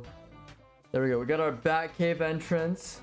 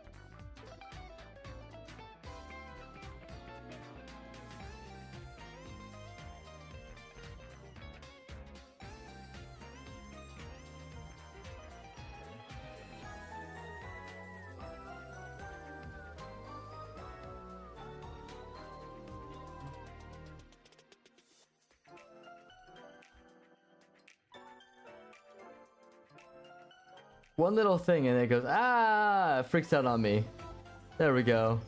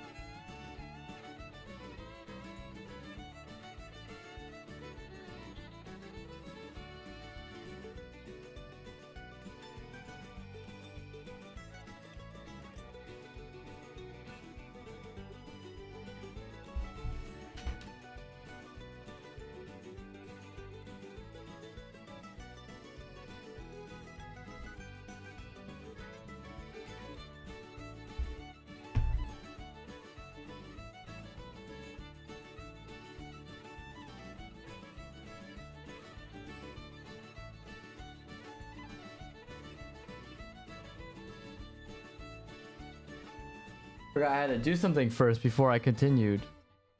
I don't know if I'm talking too much. I'm locking in, guys. I am locking in. I'm looking at chat. I'm busy at work, realizing our vision, okay?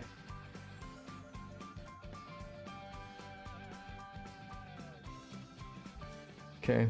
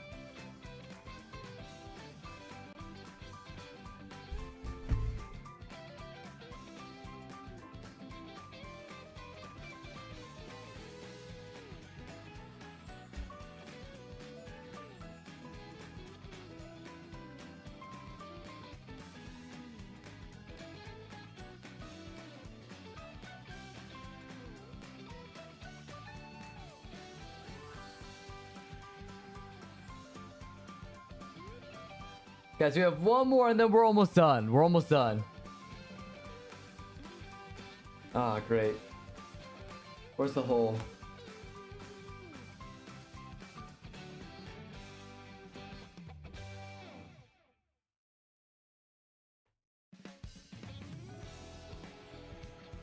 What the heck's the hole at? Oh, that's why.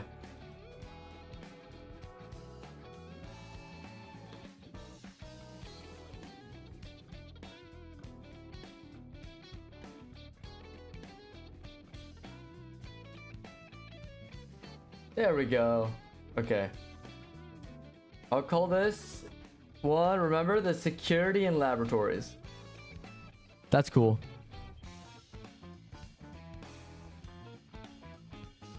Laboratories.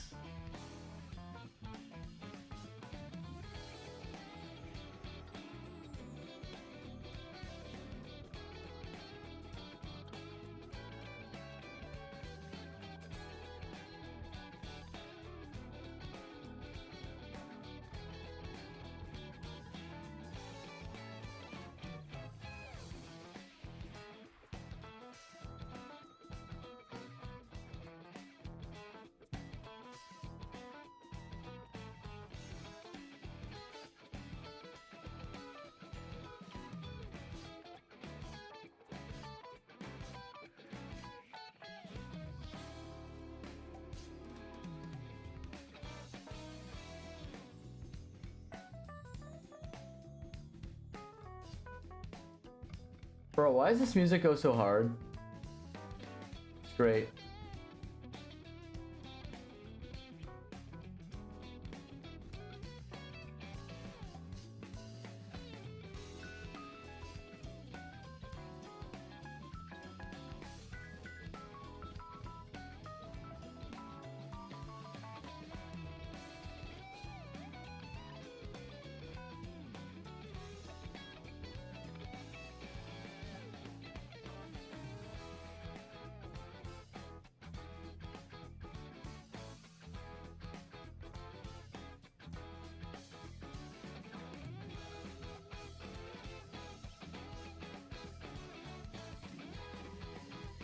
How did I do it again? Hold on.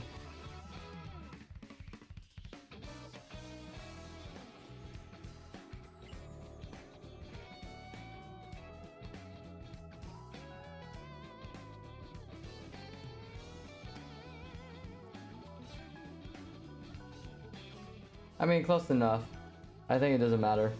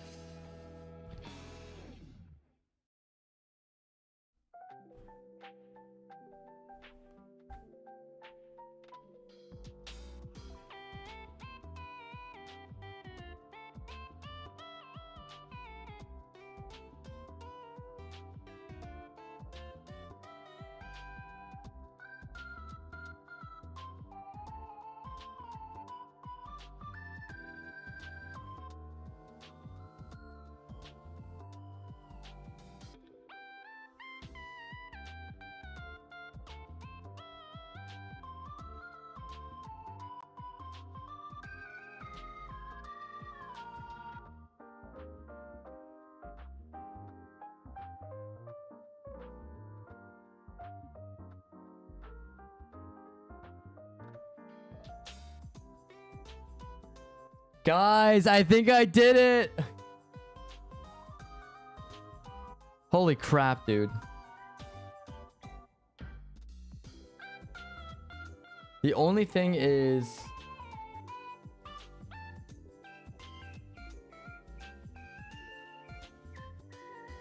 let's say, in order...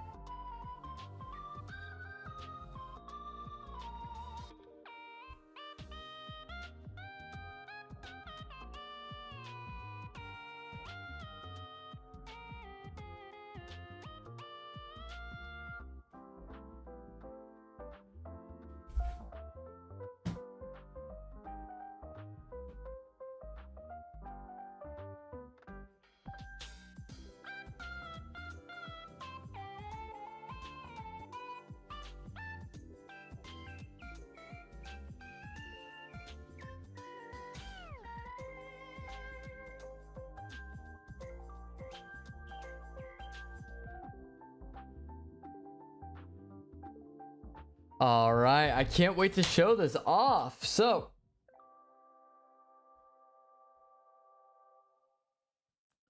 wait for a second to send, and then I could get this pulled up. Thanks for waiting, guys. I know it was a little bit of a pause there. I just wanted to finalize what we did today. We should make this a habit. Maybe you guys can follow along too. Once, so I don't have to sketch in my notebook, I could just hook this up to the PC for OBS, so we could just do that. You know what I mean? Okay, that took a while. I'm sorry, guys. That took a lot of... Oh my gosh, we're almost at the end of the stream. Holy shit. Okay.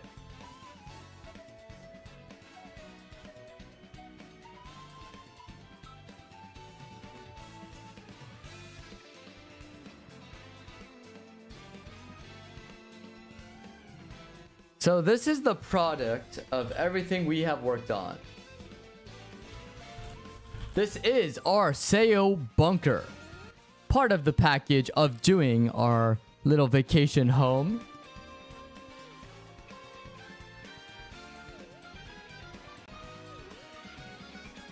So, let's show it off on stream. Are you guys ready? I just saved it, so it should be good to go.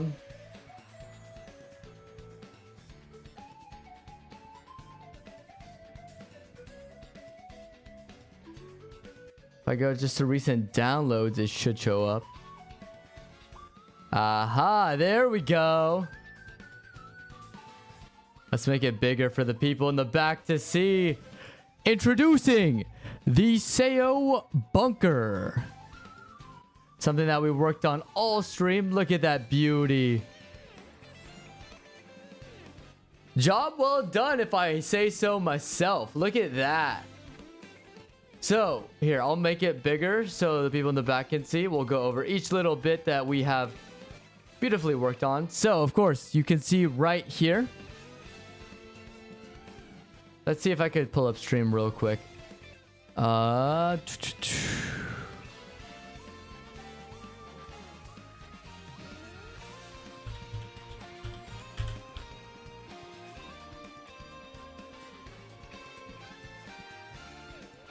As you can see, right? Okay, cool. So, of course, on the top right, we talked about the Seyo satellite. So we have our own satellite out in orbit, and we get our own Wi-Fi. So it's kind of like Neuralink there.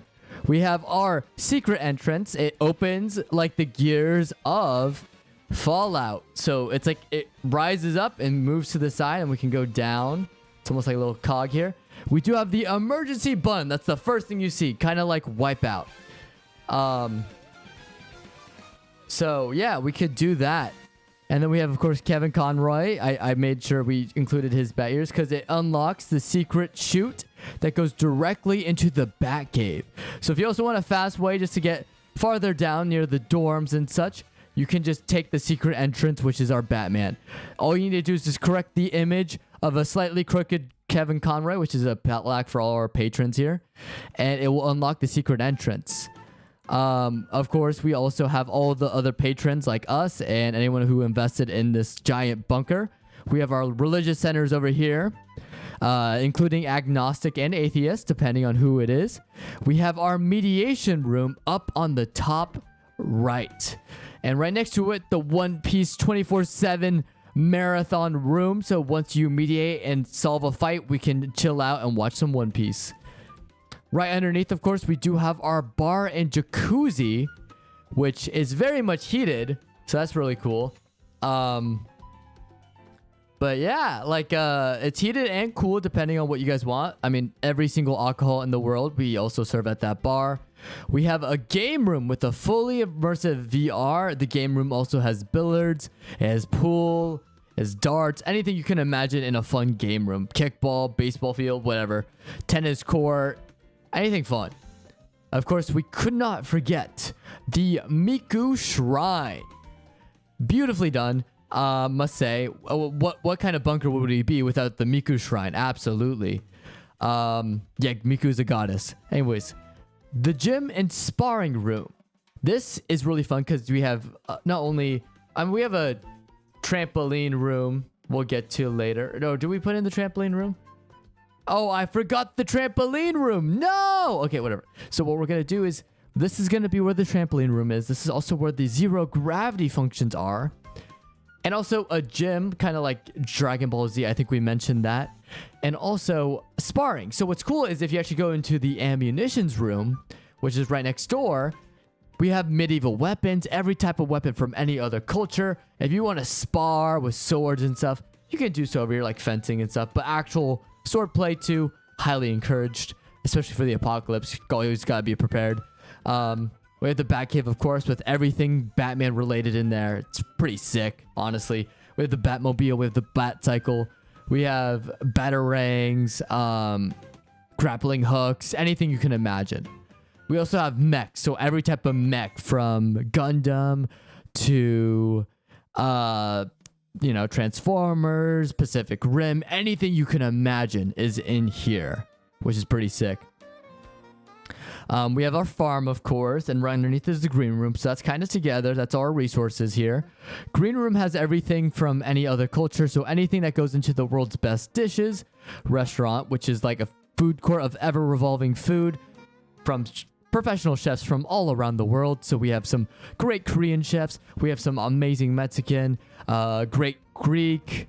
So anything Indian too. So anything you can imagine, we have the chef for it. It's all grown in the green room over here because it's pretty big. And of course the farm as well. So any protein, pigs, cows, anything's up there too. They're all connected. What's also nice, cool too, is the farm's also connected to the weather control room. So we have a D&D castle in this control weather room, so you can go skiing outside. And then on the inside of the castle, we have a theater, we have a D&D room with surround sound for both. So honestly, pretty sick. That was also a great idea from us. Of course, we have reinforced glass that you can see the beautiful ocean. What's nice about the bar and jacuzzi is you get to see basically the coast and the sunset and the sunrise. It's pretty cool. But under here, of course, is reinforced glass. You get to see underwater for the restaurants over here, which is pretty cool. We have the lavatories, of course, so bathrooms that can feed directly into the green room. No human use required. This is all AI and robots. They take all of our poop, turn it into fertilizer. We don't even have to touch the poop. So we'll always have clean and empty bathrooms. No septic tanks are full here. Of course, we also have the dorms. And the dorms here, we have all of our fun members. I'm going to make this a little bit bigger because I got to shout them out here.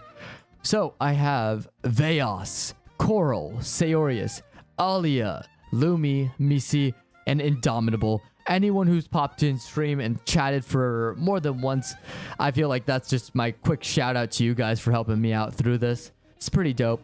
So Veos of the Abyss, of course, has an abyss-like entrance and room. So it's pitch black. That's pretty cool. And then, of course, Coral wanted to do a giant dragon head entrance where every time you step in, it closes behind you, kind of like the giant head in Aladdin. For the entrance to, of course, the Cave of Wonders. Mine is probably going to be the most generic. It has sort of a knight thing, Kaseo Knights to represent. And kind of like the round table, symbolizing my equality for all. Alia, of course, has the radioactive symbol because Alia has the radioactive powers. So we got to represent that. Almost looks like a reactor room.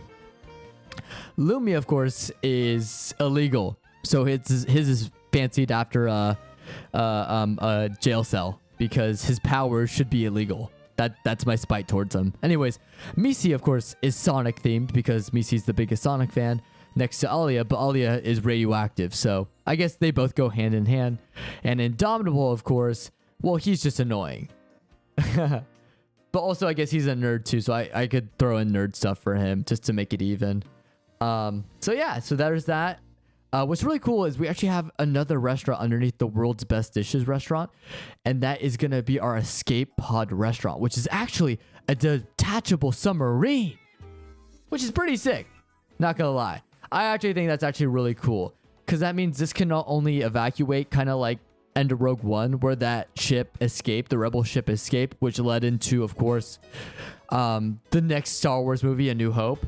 It's kind of like that. So it's our restaurant. Nice. It's right next to the farm, green room, and World's Best Dishes, so we can evacuate all the supplies pretty easily. And it's also right next to the dorm, so everyone can be accounted for, which is pretty cool. And last but not least, we have our security and laboratories at the very bottom of our bunker. So we have a surveillance room, so to monitor the outside, but also every other room in the area. We also have a security personnel on detail just to make sure everyone's just happy. Of course, not in the bathrooms, of course, but everywhere else, yeah. We need to make sure we're all safe here and everyone's fine. No medical emergencies or allergic reactions or passing out. That's also for that, because right next to it, we have our med bay. So the surveillance can send out any medics and such to go recover anyone who needs help. If anyone's not feeling well, they can recommend them to go to the med bay, which is right underneath the dorms too. So it's like right there. And then right next to that, we have our inventions. So stuff like the satellite way up in the sky that was made with the rockets made within this invention thing. So anything fun for the game room, the zero gravity room, that's part of the gym and sparring room, that's all in the inventions room. So yeah, honestly, I really like this idea of us going in. The only thing is I wish I could hook up Procreate into my stream. So I'm going to work on that because this was really fun and I want you guys to follow along. But honestly, oh, I kind of flipped it around. Uh-oh. It's backwards. There we go. That is the Seyo bunker. So I endorse it. Thank you so much for Coral specifically and Van, or Coral and I should say Veos of the Abyss for joining in and helping me out with this awesome bunker. We have some other things. We need to work on our tree house. Of course, this is part of our vacation home, as well as the actual vacation home. Because yeah, our Seyo Knights, this is our lore. We need to establish ourselves as the Seyo Knights. And I think we should reward ourselves for being a part of a great community, you know? So thanks for watching, everyone. I'm going to be ending stream right now because we are getting to 4 hours. And I honestly think this was a very productive stream. We got a lot done. And you get to show off the Seyo bunker right there, which is pretty sick, not going to lie. All hail the Seyo bunker. All right, well, thanks for watching, everyone. I'll catch everyone in the next stream. So thanks for watching. I'm going to play my outro song in 1 second. And yeah, we'll take it from there. Later, everyone. "